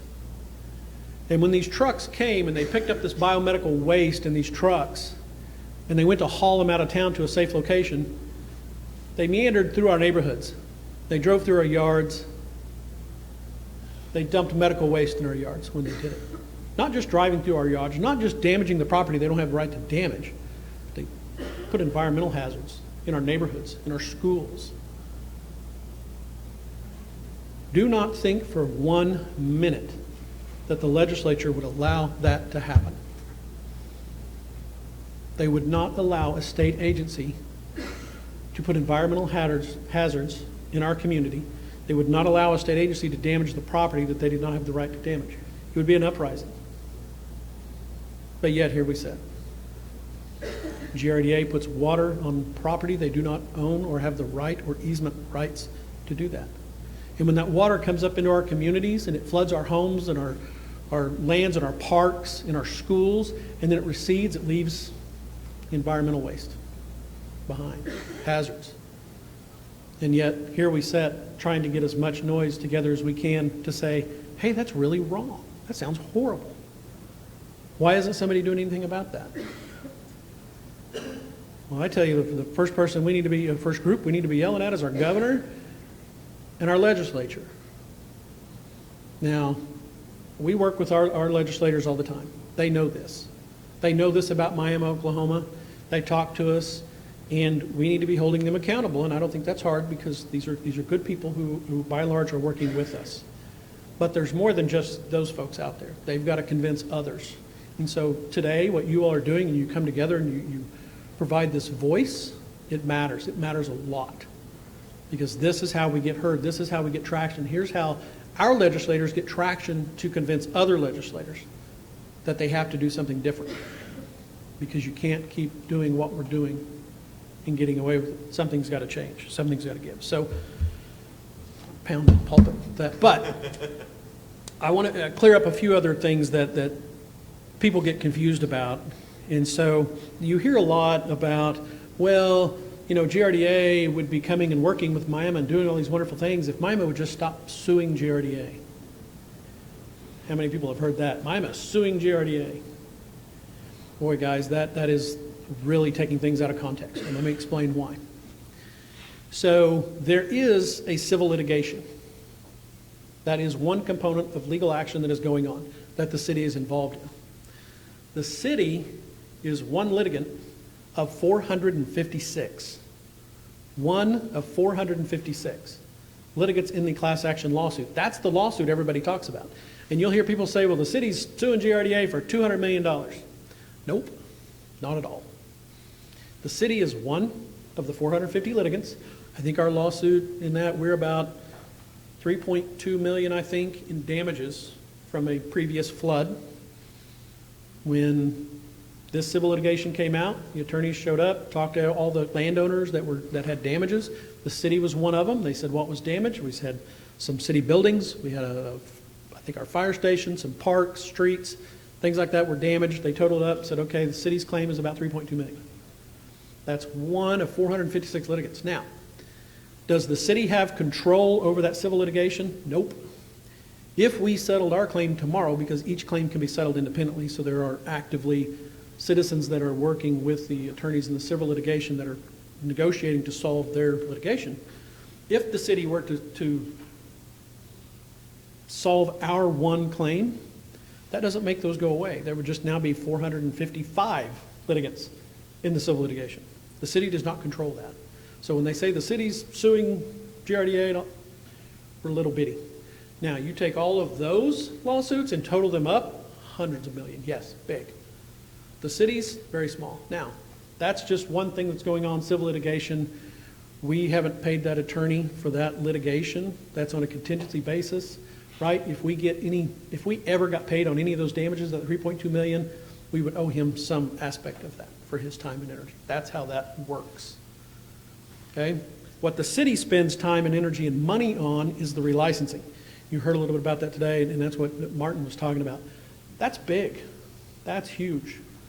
The relicensing is the operational guidelines by which the federal government can determine how GRDA operates the dam. FERC has the control in that licensing to say, you're going to act this way. When the water comes, what are you going to do about it? When you damage property upstream, what are you going to do about it? Right? How are you going to operate the dam? What level are you going to operate the dam at? Are you going to keep the dam high? Is the water going to be high so that we have a high water event come down the river and it hits the dam, comes back? Right? That control, they have control of that. FERC determines that in their relicensing. Now, when they do that, they issue that license. That license could be from anywhere from 25 to 50 years, meaning we got one shot at this. The license that's in place today has expired. They've extended it for a few years while we figure out the new license. I say we, FERC figures out the new license. We are giving everyone here a voice. We are standing together with our tribes and saying, hey, FERC, pay attention. This is important. It matters to us because we get flooded. And we want there to be more controls in place. We want to hold GRDA accountable to make sure that their actions are being monitored and oversight in a way that we don't just continue to get flood and have contaminants and all these things come on our property, because that's wrong, right? So that is a big piece of what we're doing. The relicensing is the big animal. And when people say, well, GRDA would come settle all this today if Miami would sit down and settle. Really? We've had so many conversations with GRDA. That was when I first got in this role. We went and sat many, many times in a room, had the conversation. What can we do? What could we do to mitigate the flooding in Miami? What could we do for the citizens of Miami? Because that's what this is about. It's about all the landowners. It's about all the people that have property that GRDA puts water on and damages, but doesn't have the right to do that. So we work with them and try to work. Nothing has ever been put in writing. Nothing has ever been given to the city that said, hey, city, we GRDA will work with you and we'll give you this if you do this. And that's what we've said repeatedly. If you've got something to work with us and you think you can help us, build our community away from the river, you think you can help us with economic development and jobs and start improving our infrastructure and get our roads up out of the water, get our utility lines out of the water stop damaging our roads and blocking things. We're all ears. Come tell us how we can do that. Nothing has been offered to the city. There's been conversation, but nothing's ever been offered. Nothing's ever been put in writing. We'd love to have that. But again, that's what we're looking for. That's what we're asking for. We're asking for solutions. But we're not waiting.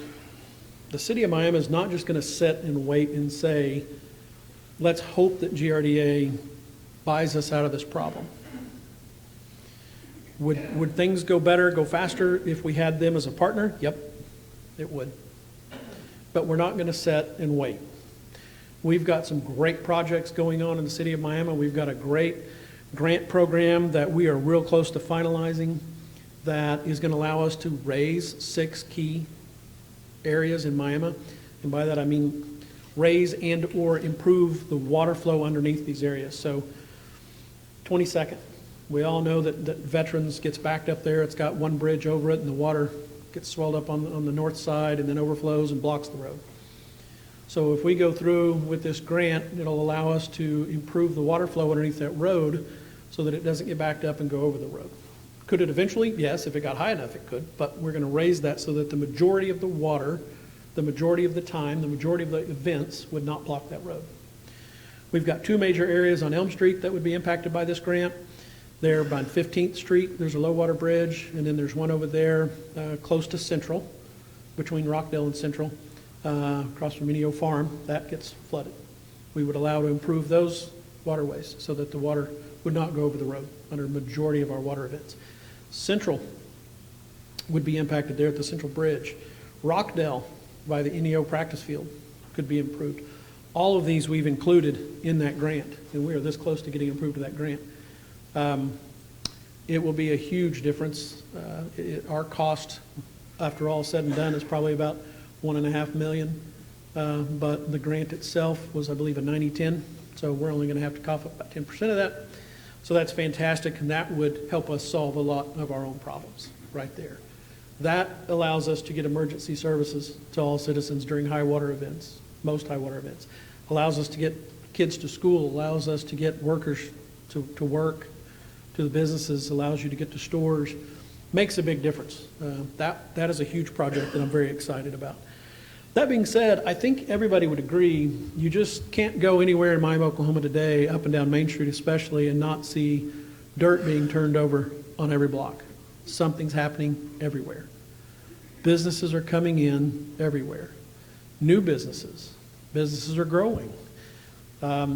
We've got several new stores. All that equates to new revenue sources. As we get new revenue in the city of Miami, it's going to go into the services that we provide directly, because that's what we do, right? The more revenue we get, the more services we can provide. We can start upgrading more streets. We can provide better services through our parks and through our fire and our protection and our PD, everybody. We've all got services here that we can provide if we had better funding. And so that's why you're seeing a lot of this revenue growth right now. We've got real exciting things going on with new manufacturers coming to town. First time that's been in a long time. But it's real exciting to see that we're moving ahead and we're doing it on our own. And we're gonna do it on our own if we have to, because we're not waiting for anybody at all. So one of my favorite quotes when it comes to the flooding, and it's really important, it really, to me, it signifies why we're all here today, and I said it once before. You all know the saying that those who don't remember the past are condemned to repeat it.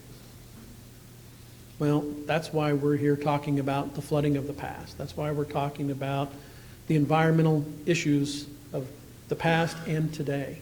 Because we've got to solve these problems, we've got to remember why they happened, how they happened, and not repeat them again. This is about moving forward as a community and all the great things that we can do. So I hope that helps clarify some of the things that are on my mind, and I am happy to answer questions. Can I do questions? I've got some hands. Yes, ma'am.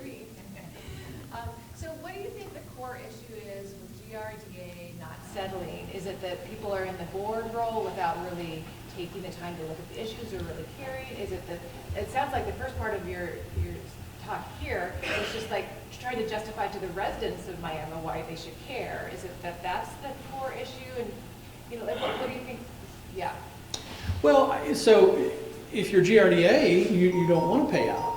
I mean, GRDA has time on their side.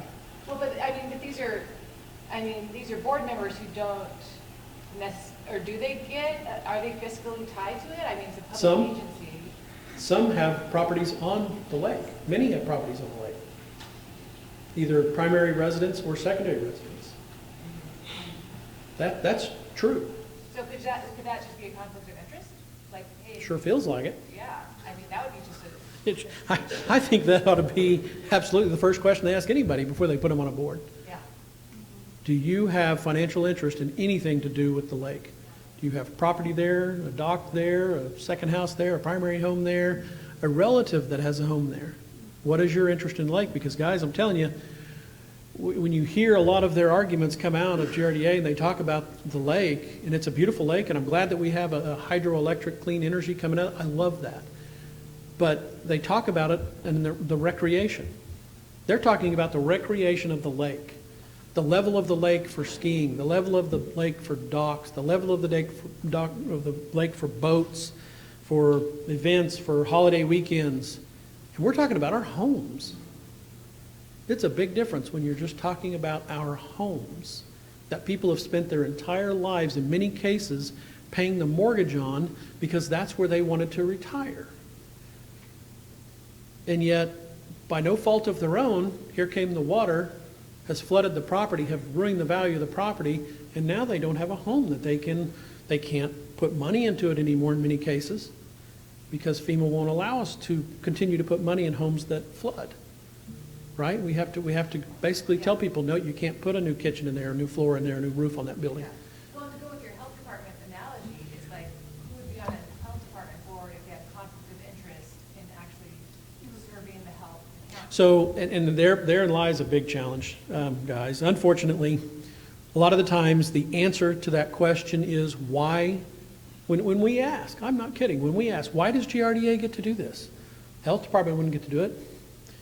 The answer is, well, they're a really profitable state agency. That's a quote. That's a quote from our legislature. They're a very profitable state agency. In a state that doesn't want to raise taxes. In a state that doesn't want to raise taxes. Yes. Yeah, it's heartbreaking. It's heartbreaking. Because we should be able to control it. We should be able to stop it. We should be able to do something different. There are answers. There are lots of things that we could be doing together, working with the state to solve these problems. But it's money. It's. So do I, sorry to interrupt. Nope.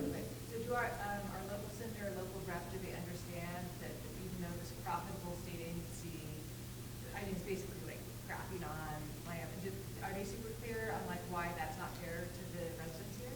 Yeah, I think they are. I mean, we make it clear, and they nod their head and they look at us and they say yes. And for the most part, I would tell you, we track how they vote on issues that impact us, and they vote in favor. But again, they're not the majority. And so that's why we have to empower them to be able to change the minds of other legislators who can vote. We've got to be able to give them that power to be able to pass legislation that could change this. In many cases, they wouldn't have to pass the legislation. They just have to hold that board accountable. Yeah. And they can. Anyway. Thank you, that helps. Absolutely. I'm glad. I wish we could. Next year, we ought to do an entire panel, and we'll get Ben up here and our city attorney, who's a wealth of information. He's been doing this a long time. We'd be happy to even bring some of our attorneys. We've got some brilliant attorneys that have been working with the city of Miami. Our hydrologists are brilliant. Guys, they wrote the book on this stuff. We had situations where during this relicensing, we had GRDA basically saying the software they were using that they had to do the studies with couldn't do a certain function that we were saying needed to be done. And we said, well, that's interesting because Tetra Tech, who is our hydrologist, by the way, they used to work with Corps, and they wrote the software. And they're happy to show you how it can be done. And so, yeah, we've got just a brilliant team that's working with us and has done an amazing job. And it's coming to a head. It really is. I know it's been many, many years, and we seem to say that a lot, that next year, next year, next year. But, eventually FERC has to issue a license. And it's not that we don't want them to issue a license. We do.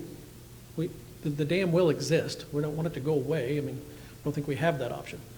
But since we don't have that option, then let's just set the conditions by which it's operated with the license. And when they do it, we just want there to be fairness involved. And that's all we're asking. That's why we've got to have a voice with FERC. And FERC is listening, I think, more than they ever have historically, ever. And a lot of it is because of the things you all are doing. You have elevated this conversation. You all have elevated this conversation. Together, we do have a voice. Our tribes have been amazing. They are all in this, fighting with us side by side. These are their lands that are impacted unjustly. And so, together, I think we can and will be heard. But I'm going to turn this over to Melinda because she had some great comments she wanted to share with you all today, a lot of the why it matters as well. So thank you all for your time today, and I'll let Melinda wrap us up.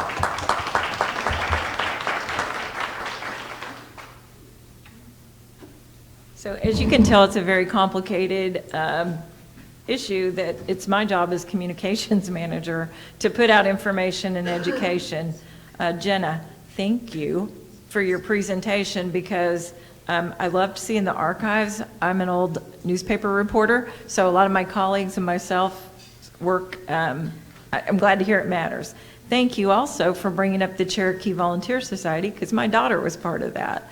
Thanks to this woman sitting right here who will not applaud herself, but she taught my young daughter who was looking for, why does my sister, my 4-year-old, was diagnosed with leukemia 3 months after we moved here? Could there have been environmental impacts? And that's what got her interested. Like you said, an issue that affects you personally will get you jumping off the couch a little faster and get you involved. And so that's how she got involved, and she's still to this day. She usually comes and attends. I don't know, they run a dental practice, so her and her fiance will probably be here sometime during the week to hear this. But it's exactly what Bo just talked about all of the work that all of you do in this room. I want you to know I used it as a reporter and an associate editor of the paper. I use it as the communications manager for the city of Miami to prove our points. I also worked in the court system along with Ben Loring, our assistant, city attorney now. He's had so many hats. He's been district attorney and assistant district attorney here. And Ben and I can both tell you that we saw that within our court system. How does flooding affect this community? There is not a conversation we have almost weekly or even daily at the city that doesn't involve some aspect of flooding. There was not, and it may not be so obvious, but when we were in the court system, we had poor families that we were dealing with overall. Why is that? Well, we don't have a lot of jobs here. We're trying to grow that. We have a really progressive city council and city manager and mayor, and they're working really hard, and you can see the effects of that around our town. But Ben and I saw families that were living in poverty. The kids had health issues. The families couldn't find jobs or housing. Oh my gosh, try to find a house to rent in this town. I don't know if anybody's done that or to buy. So that's another big aspect that we're working on from the city. We bring in, and so here, just give me I'll give you one meeting we have. So we're trying to bring in a developer to develop a portion of our town that they can build in. Well, the residents around there got nervous and said, what if this causes further flooding? This is near Tar Creek. We're not sure about that. So then we have developers who are like, well, where can we build? When I worked a short time too for a real estate agent, and we would get a list together for houses for people in all income brackets.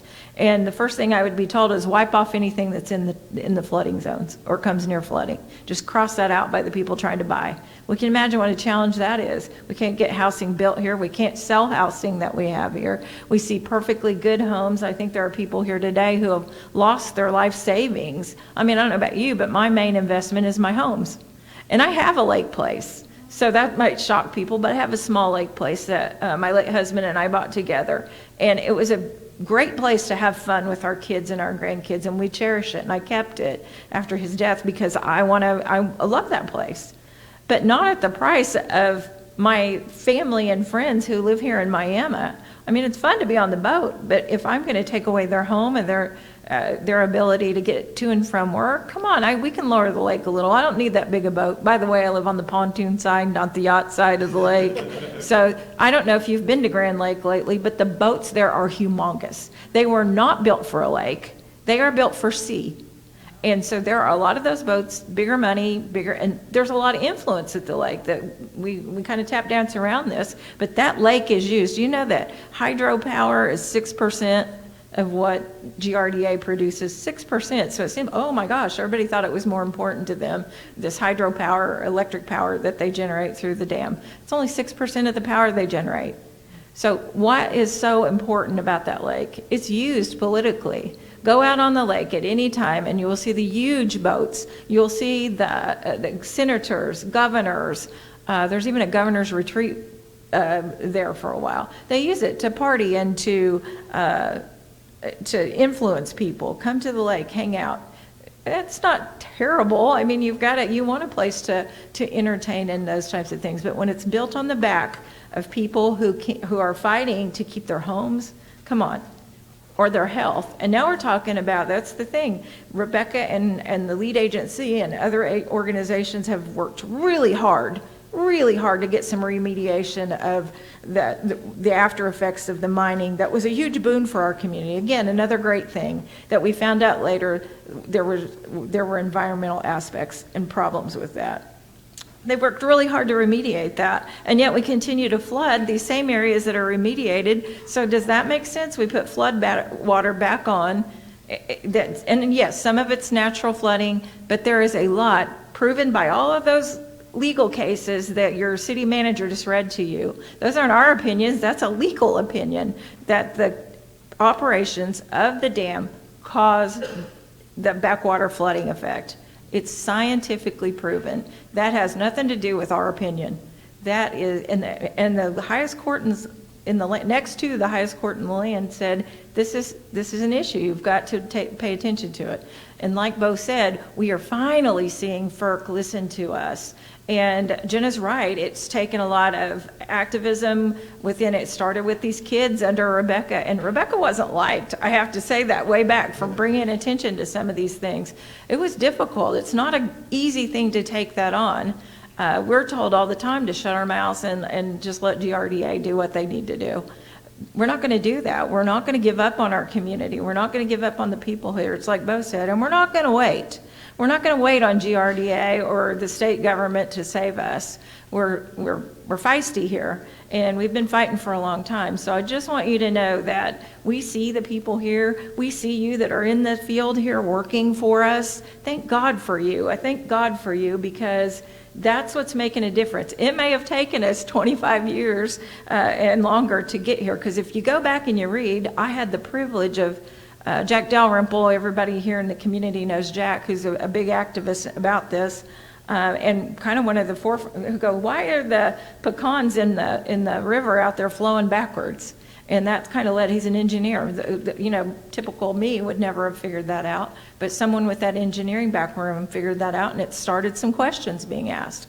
And so here we are, we've been fighting this and going on and on. So this activism is making a difference, and it's taken time. It took a long time for the lake and all those things to happen. It's taken time to get educated, to get the science through the engineers that we need, to get on board the city and the council and all those people that we need. But without you guys, and then media attention, wow, you're talking to the choir here. I'm begging them to take and pay attention to what we've got going on here, because if it can happen here, well, you saw the keynote speaker talking about all those places that it's affected, and it's taken some tribes. Thank God for our tribes, too, who have stepped in and said, wait a minute, look what you're doing to our land.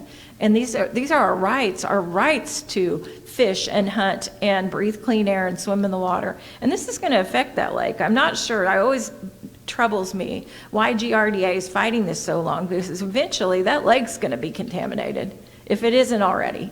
And there's been some studies on fish. I know Rebecca's group did that, what's healthy to eat and those types of things. So this activism, your work, all of this works together to get us where we are. We're not going to give up, and I want you to give up. I want you guys to stay in there, and if there's things that we need to do, we're here for you. Bo has been a very progressive city manager. We've got a great attorney on board with Ben because he's been following this for a long time. We got city council that are listening, but we still fight it within our own community. There are people in our community who want us just to shut up and sit down. It's not going to happen because this is too important. It affects every conversation we have, every conversation at the city. How are we going to fix streets? How are we going to find housing? How are we going to entice business or industry? And how are we going to keep our kids healthy?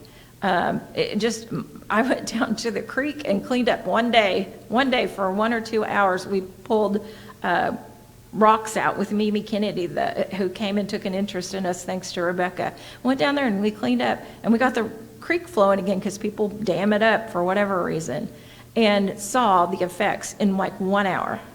So, and guess what? Somebody threw rocks back in there and plugged it back up. So it's an ongoing fight, and I just want to applaud all of you and thank you for being here and show you and tell you we see the difference.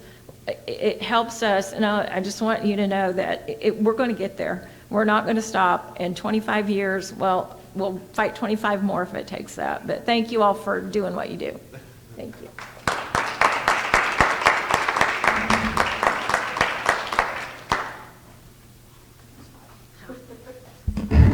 How about those city officials? They got some spunk. Yeah. Yeah, there is a fight here. There is a fight, but we are gathering our allies, and we are gathering them close. I want to tell you a thing that happened, and I want to bring Kristen Marcella on up. She's going to hover up close here, and we're going to turn it over to her in just a moment. We were able to do a thing that we never thought we could do, and what we end up doing will be a gift to the city. It'll be a gift to the city, the county, its tribes. And it started in some magical way, and I'm wondering if Kristen knows how all this started. Do you know? Do you know the source of how this all happened? I think we met through. Come on up here. We met through the Anthropocene Alliance. Right. Yes, Right. which is a national network of community-based organizations and leaders across the country who are fighting a lot of issues that are very similar to the ones that you're all fighting here. Yeah. You're not alone. Right. And so, how did you find the other group, Buy-In? How did they wander into our lives? Yeah, so I'm the director of the Climigration Network, which is a long, wonky word that is combining climate and migration together. And it's been around since about 2015, where there were people around the country who were serving communities and realizing that it was very difficult to support people who were thinking about climate displacement in their communities, flood risk and fire risk displacing people. And so we met Buy-In because they are doing amazing work helping communities understand who in their community is interested in thinking about moving to a safer location and trying to support in that process. And so that's how they connected with us. Mm-hmm. And we're connected to a lot of people around the country who are trying to help communities like yours, where there are a variety of different strategies that you're thinking about for your community. And one of them is that there are some people who need to get out of their homes because it's just no longer safe for them to live there due to mold and being flooded over and over again. Wow. So can I invite you to tell more about that? Do you want to show your slides? Yeah, I have a few slides. Right. I can talk about that. Right. I'd like that. So in this room, you'll know people that can be our allies, and we want you to, invite them. Are you going to share the Buy-In slides later? Mm-hmm. Okay. Next. That sounds great. I'm very humbled and honored to be here today. I had the pleasure of going on tour yesterday that Rebecca led along with Ed. It was just really incredible to see those lands. You know, I had seen them in pictures and talked to Rebecca about them. I think we've been partnering now for about a year and a half, but seeing that firsthand was just, it was really incredible. And also just the warmth of everybody that was on that tour. Yes. Yep. Was also very heartening. It's just an amazing group of people that are working here. And I know it sounds, I'm learning so much this morning, hearing from the speakers, hearing how the city has been working so hard to support residents and keep them healthy. Just really, just impressed by the energy here.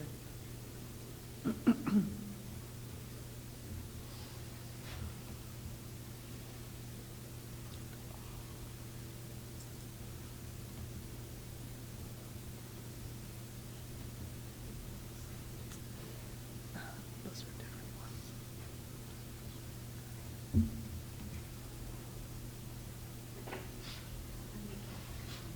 I think my main message is that you're not alone.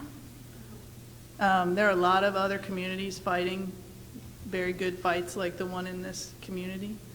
And our hope is that we can help connect those leaders across the country and help them learn from one another and support one another in this fight. And there are a lot of people who work in planning and policy and government and research, science, communications, facilitation, who are raising their hands and saying, I don't like what I'm hearing are happening in these communities, and I want to help. And we're not the only network like that. We are the only network that's focused specifically on communities that are facing displacement from flooding and fire. But we have about 150 people who have raised their hand from a variety of fields that are interested in supporting communities like yours. And we're trying to figure out how to build a system where people who are facing the risk and living with that risk and trying to manage that in their own communities are working with people from those variety of technical expertise fields to address these challenges together. And where they are considering relocation from some areas of the community, we're working together and thinking about how can we support that in a community-led process where the community members, the people who have to make those really difficult decisions about their homes and their lands, are leading that process and not the other way around, as so often it's been done.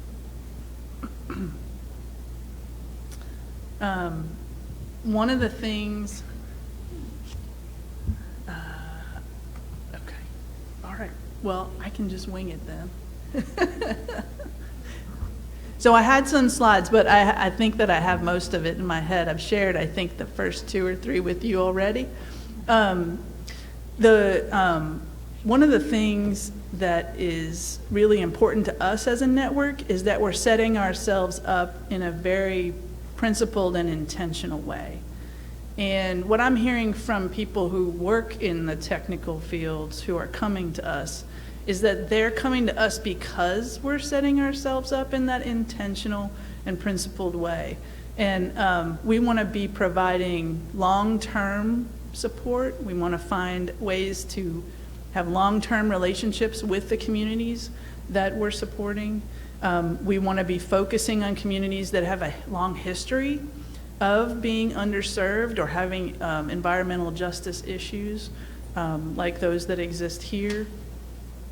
And we want to be doing it in a way that's very flexible, recognizing that each community's story is unique and the resources that each community has to bring to bear on those challenges is unique. And so we need a very flexible system that allows for those relationships to be built and be community informed in a very transparent way. So it's so that we're very upfront and center about what we can and want to support, and maybe that there might be some things that might be beyond our capacity, but that we want to be very honest and transparent about that.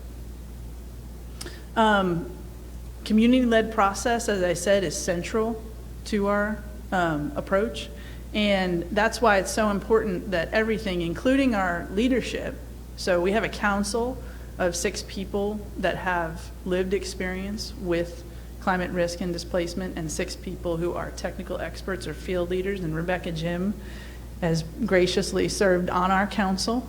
And that group is guiding our future and where we're going, and has helped us to connect with other partners across the country.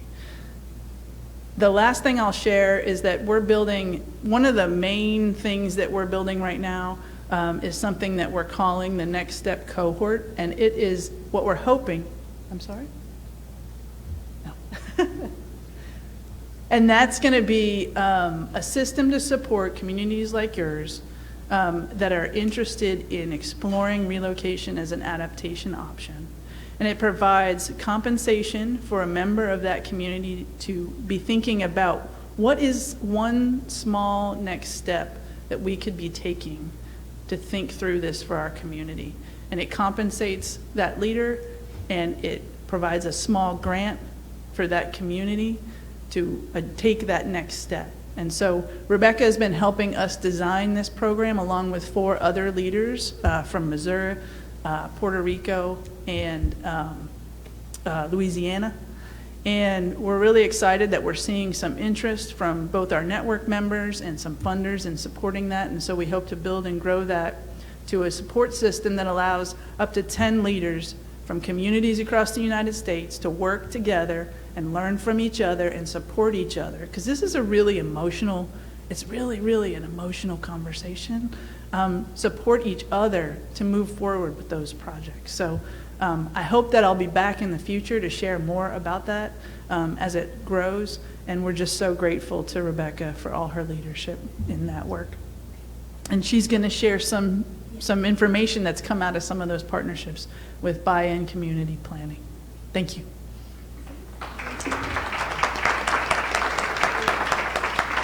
So it's pretty cool. We get good friends, and we want to keep them. Yeah.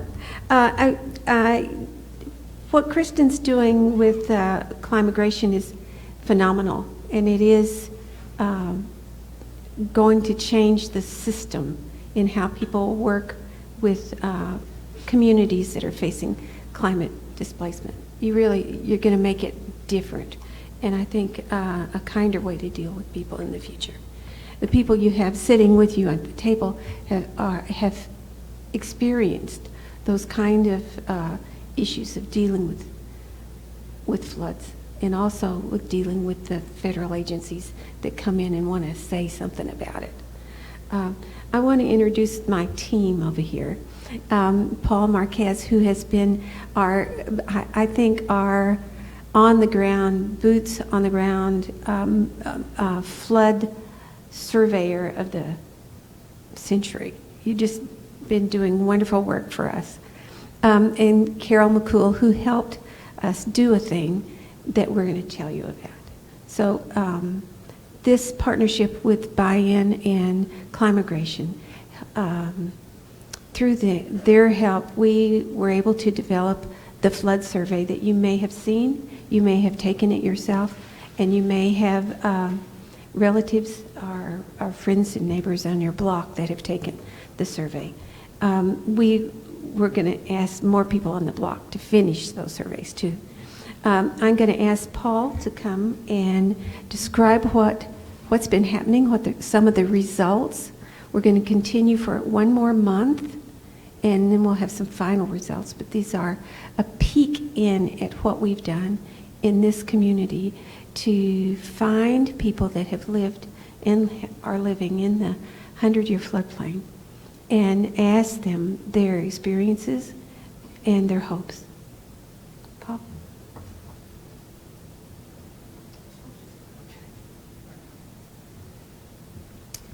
Okay, let's make sure I know what I'm doing. Okay, cool.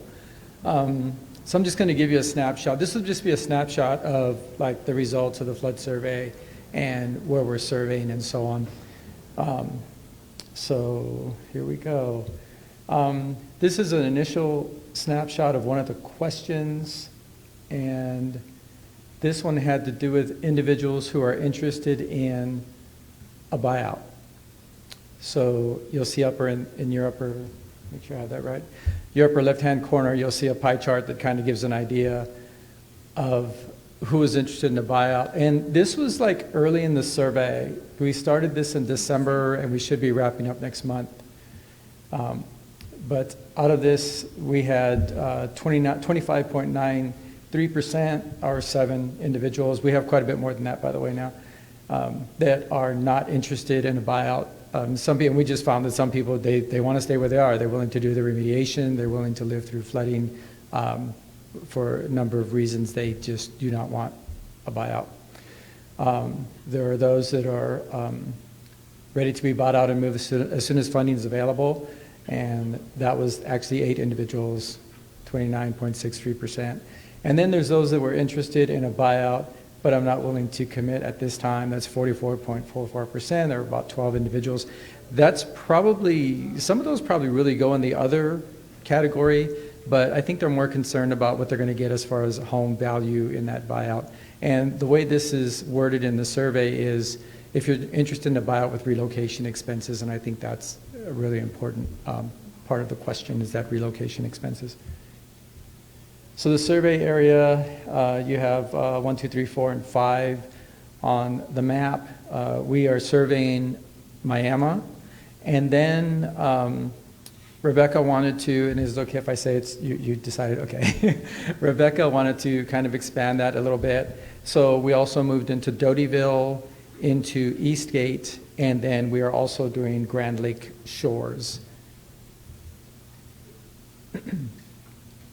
So this kind of gives you an idea, again, of the individuals that actually want to be bought out. And this is actually along the Neosho River, kind of this western part of town, northwest, southwest part of town. And then you have the north, let's see, north of 3rd Avenue and between North and Elm. I'm trying to figure out where that is. That's on both sides of the creek, isn't it? Yeah, okay. Yeah, that's on both sides of Tar Creek. You'll see the red kind of striped lines, that would be Tar Creek, and then you have individuals on both the east and west side of Tar Creek. My area is kind of below the railroad tracks, if you can tell where the railroad tracks are, by the disc golf course, if you know where that is, which is a really cool course, by the way, if you play disc golf. Okay, and then the number 3, that area is south of 3rd Avenue Northeast, and that would be below, a lot of that is below Steve Owens Boulevard, if you're familiar with that. And then you also have some on the east side of town. You're probably looking like at Steve Owens and Elm Street going up into the Rockdale area. I know a lot of you are not from here, so you probably have no idea what I'm talking about as far as streets, but I also know there are a few that are from the area, and you can just turn to those who aren't from the area and explain it to them. Or this gives you a chance to take them on a tour of the town and show them those areas. So anything to get people talking and visiting with each other. Go buy a cup of coffee at Chapters or something. That was my Chapters plug. Okay, so in 4, you have the Dotyville area. That's kind of spotty where we got those. It's a little harder to get into those rural areas. And I have a really neat story about the time Rebecca and I went out there. So if you want to know it, you can always ask me later because it's too long to say now. Okay, so 5, in area 5, that is the Eastgate area. You'll see kind of in the middle of the screen, that is actually Eastgate. And that's an area that floods quite a bit, like all the time. And then if you'll go down to the bottom left of there, that is the Grand Lake Shores area. That's a little bit tougher to survey. Is it okay if I say that it's, you know, we really need to go in pairs there? Okay, so we really need to go in pairs there, okay? I said that on the microphone when I asked Rebecca, just in case she said no, so I can make sure it got said anyway. Okay, so yeah, the 2 most impactful floods, as the slide says, are the 2019 and the 2007 floods. I mean, we've had others prior to that. And of course, there's the 1951 flood, which is listed on the bottom of the screen there. But those are really the two most impactful ones. I'll give you guys just a second if you do want to glance at those numbers as far as households affected and how long maybe they had to evacuate. Now, keep in mind, as far as evacuation goes, it doesn't necessarily mean that they flooded. They may have just had to evacuate. So that would be like where they had minor damage or were affected by the flood. And then this is a slide that just shows what losses, just a list of losses that people have experienced that are actually on the survey, like losing irreplaceable items, which I lost in the flood, by the way, especially my LA Dodgers fabric that was very precious to me. That's gone now. Hard to find, by the way. Clearly no one knows I'm a Dodger fan in the room, or they'd be chuckling right now. We do have on the survey asking what is their opinion of GRDA's decision to raise the lake level, and clearly a large percentage are not in support. That's 87%. The interesting thing is those who do support it, and this isn't on the survey, but I suppose if you want to record this, you'll know for sure. Some felt like it would really help the crappie fishing. There were a couple that had a boat. I think Melinda mentioned big boats, and there were a couple that actually had big boats, and they really wanted that. Now, I have been to the area where the larger yachts are, and they really don't need to raise the level because they have plenty of water for that. So those are some of the reasons for the supports. There is a postcard that can be sent in as well to FERC or the Federal Energy Regulatory Commission. You can tell I've said that many times. That you can actually send in, and if we don't, do we have some here?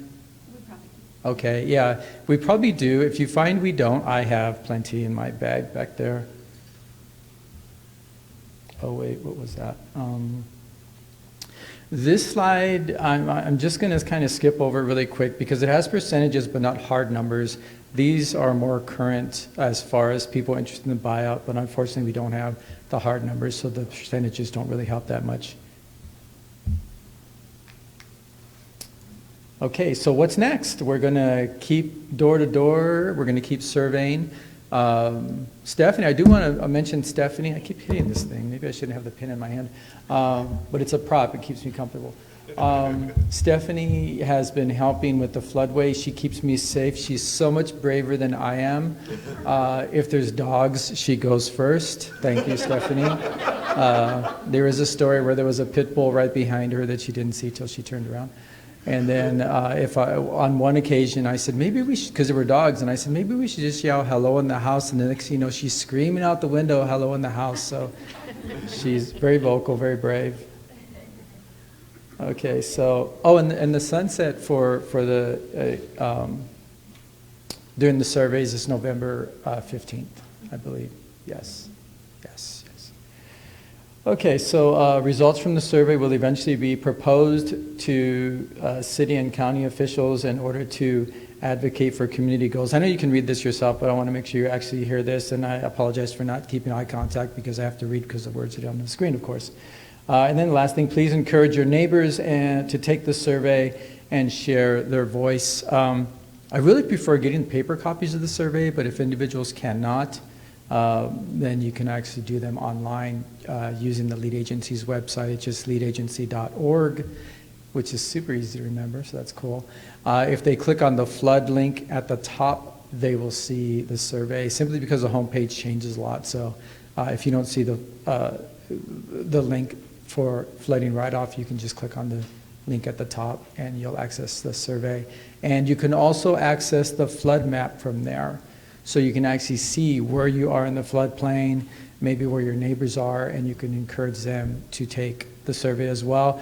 We're doing surveys on the 100-year floodplain properties there, and also properties in the floodway, not the 500-year. So if you're looking at the map, the orange color is the 500-year, the light blue is the 100-year, which we're interested in, and then the dark blue is the floodway. So I'm glad I said that because it probably makes you really curious what that looks like. So you will actually go to the website and check it out.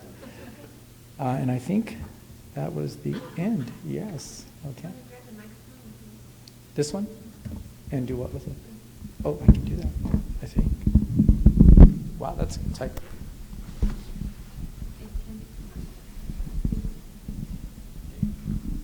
Yes. So I think the next portion of our program is to hear some local stories of what the experience of flooding has been like and what it's meant to all of you who've had to experience that very personally. And I think we'll start with Carol, right? Carol McCool. I think we've met before on Zoom. Thank you so much.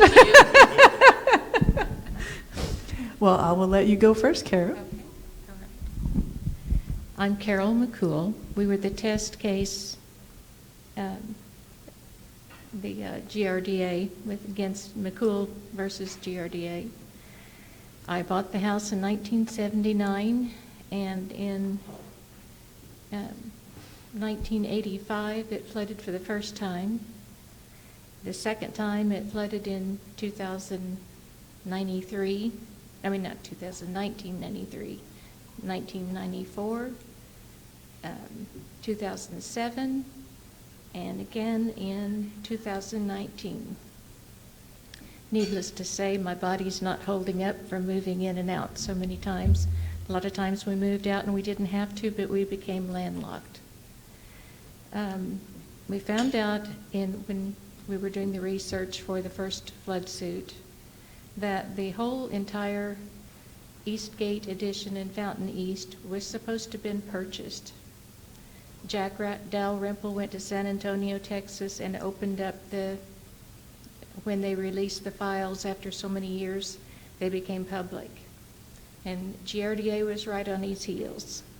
But he found the document which said they should purchase my property and all of Eastgate or start a super fund.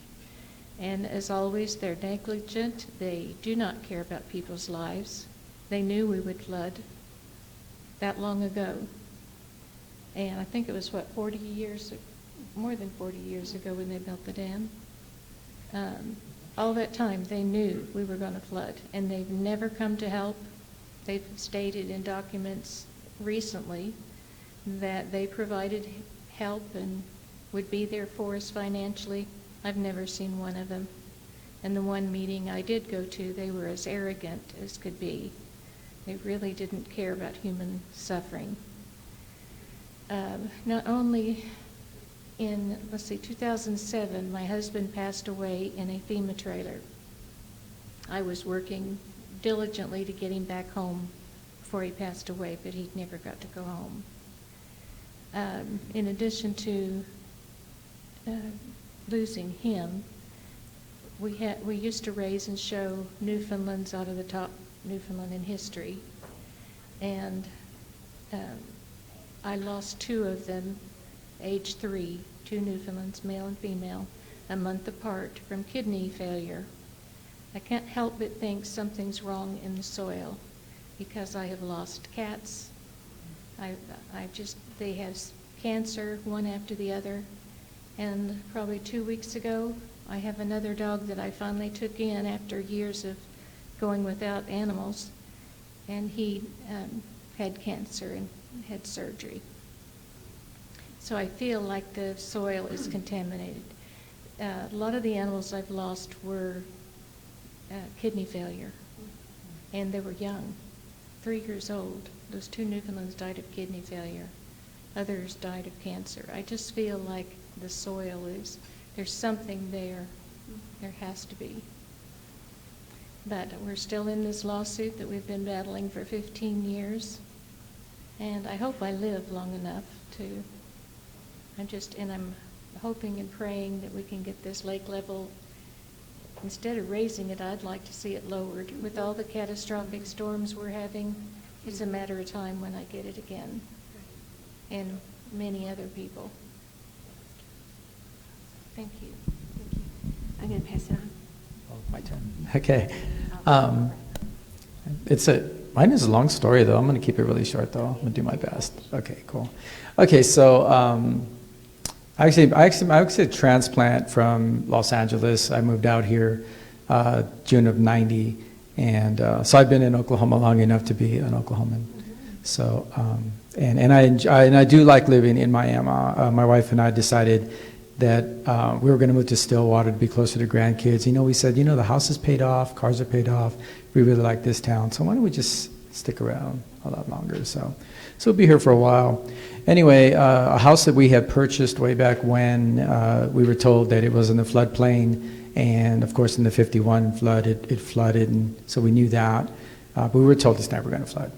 So for 15 years, I said, oh, we'll never flood, oh, we'll never flood. And then in 2007, we flooded. So I do hear a lot of people in the survey that'll say, oh, we've never flooded, and then I tell them that story. So anyway, in 2007, our neighbor called and said, hey, the water's coming up. And without her, checking that information, we probably wouldn't have really thought about it. She checked the lake levels better than we did. And then she eventually said, we need to evacuate. So we had a 2-story home, so we were fortunate we could move most of our stuff upstairs. A few things we raised up on blocks, and we thought, oh, it's not going to get in the house. So, and if it does, it's not going to touch that stuff. And then some stuff we did put into a trailer that a neighbor brought, and they helped us move our stuff. We helped them move their stuff. And for those who are, if you happen to be evacuating in a flood, make sure you get all the heavy stuff out of there, even if the water doesn't go in there, because my neighbor waited for the washing machine and dryer, and I kept saying, do you want to move it? Do you want to move it? And he said, oh, no, we'll wait, because it's so heavy. We don't want to have to, move it if we don't have to. Well, we had to have like 3 very strong high school kids move the washer and dryer in about, they were walking in like 2 or 3 feet of water. So not a good idea to wait for the heavy stuff. Anyway, so we did flood. And our house is now gone from that flood. And I do have to say, and it was a very emotional time. I'm sure I'm going to be able to say this without breaking down. I think when, what's her name, did an interview with Dave and I think I got a little emotional. But so anyway, I did break down right after the flood. My father-in-law was there, and he was a real pillar of strength for me. Didn't think I would, but it was really difficult looking at your house with water in it. So that was really weird.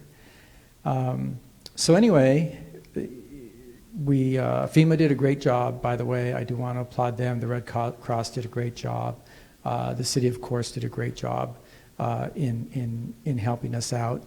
And we did live in one of the FEMA mobile homes in our mobile home park from the top, little after the flood till about May. That's how long it took us to find a home. So Melinda, yes, it's very difficult to find housing, or quality housing in Miami. And that is one of the questions on the survey, by the way. We're getting lots of very, like that it's really true, like super true.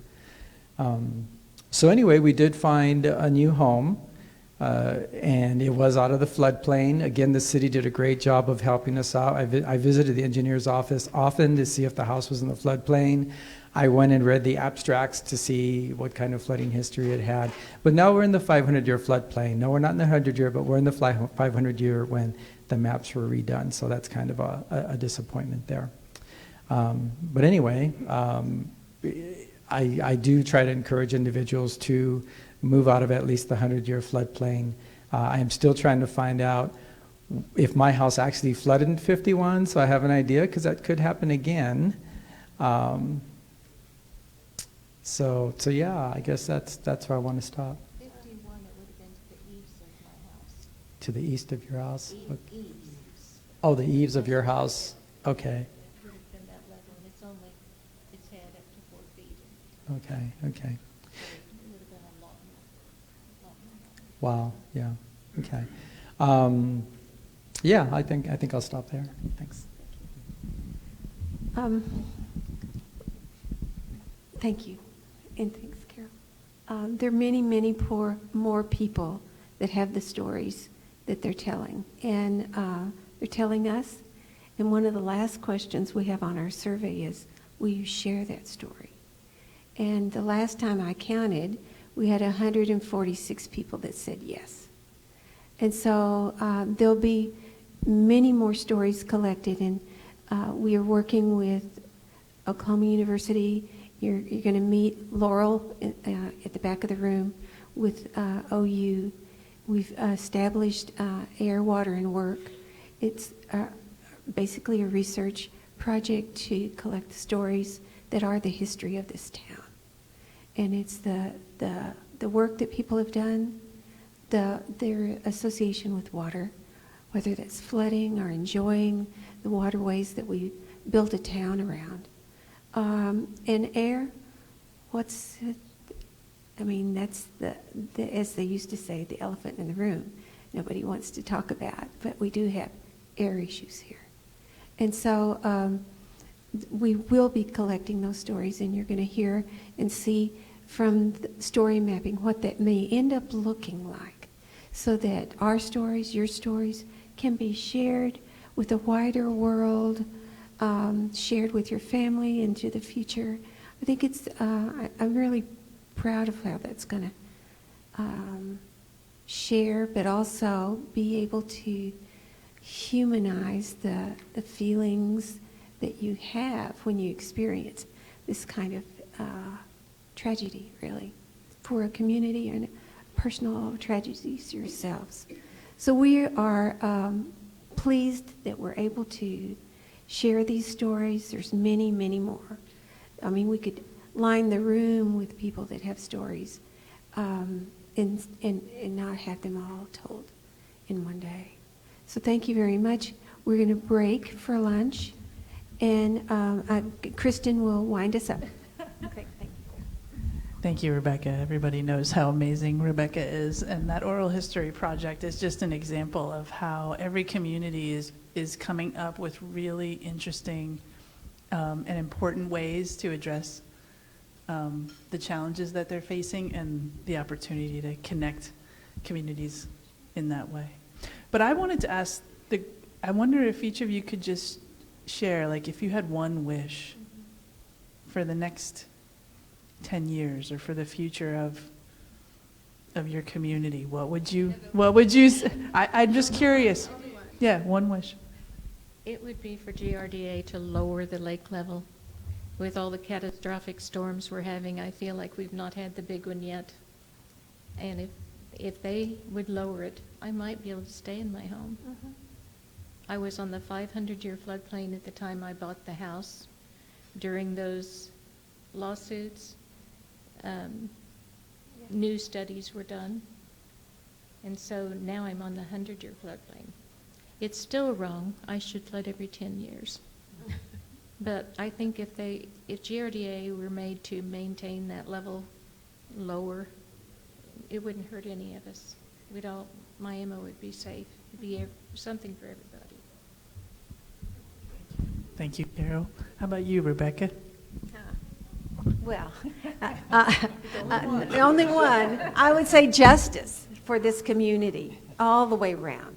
That's what I want. Just one thing. Well, gee, in 10 years, I have a lot of things, but I guess I'll keep it referring to flooding, that we are able to have the flooding under control in Miami, where people don't have to go through this anymore. Whether it's living, being able to live with, like, building homes that can maybe live where there's flooding, and like, kind of like I saw some in Branson where they had homes on stilts, and I brought pictures for Rebecca to see. So where we actually have homes that can be remediated and where people can just evacuate for a short time and come back and know their home isn't destroyed, things like that, or just where we have no homes in the floodplain, or, that. Okay. Well, Thank you to all of you. thank you very much. Thank you. Thank you. We'll reconvene after lunch.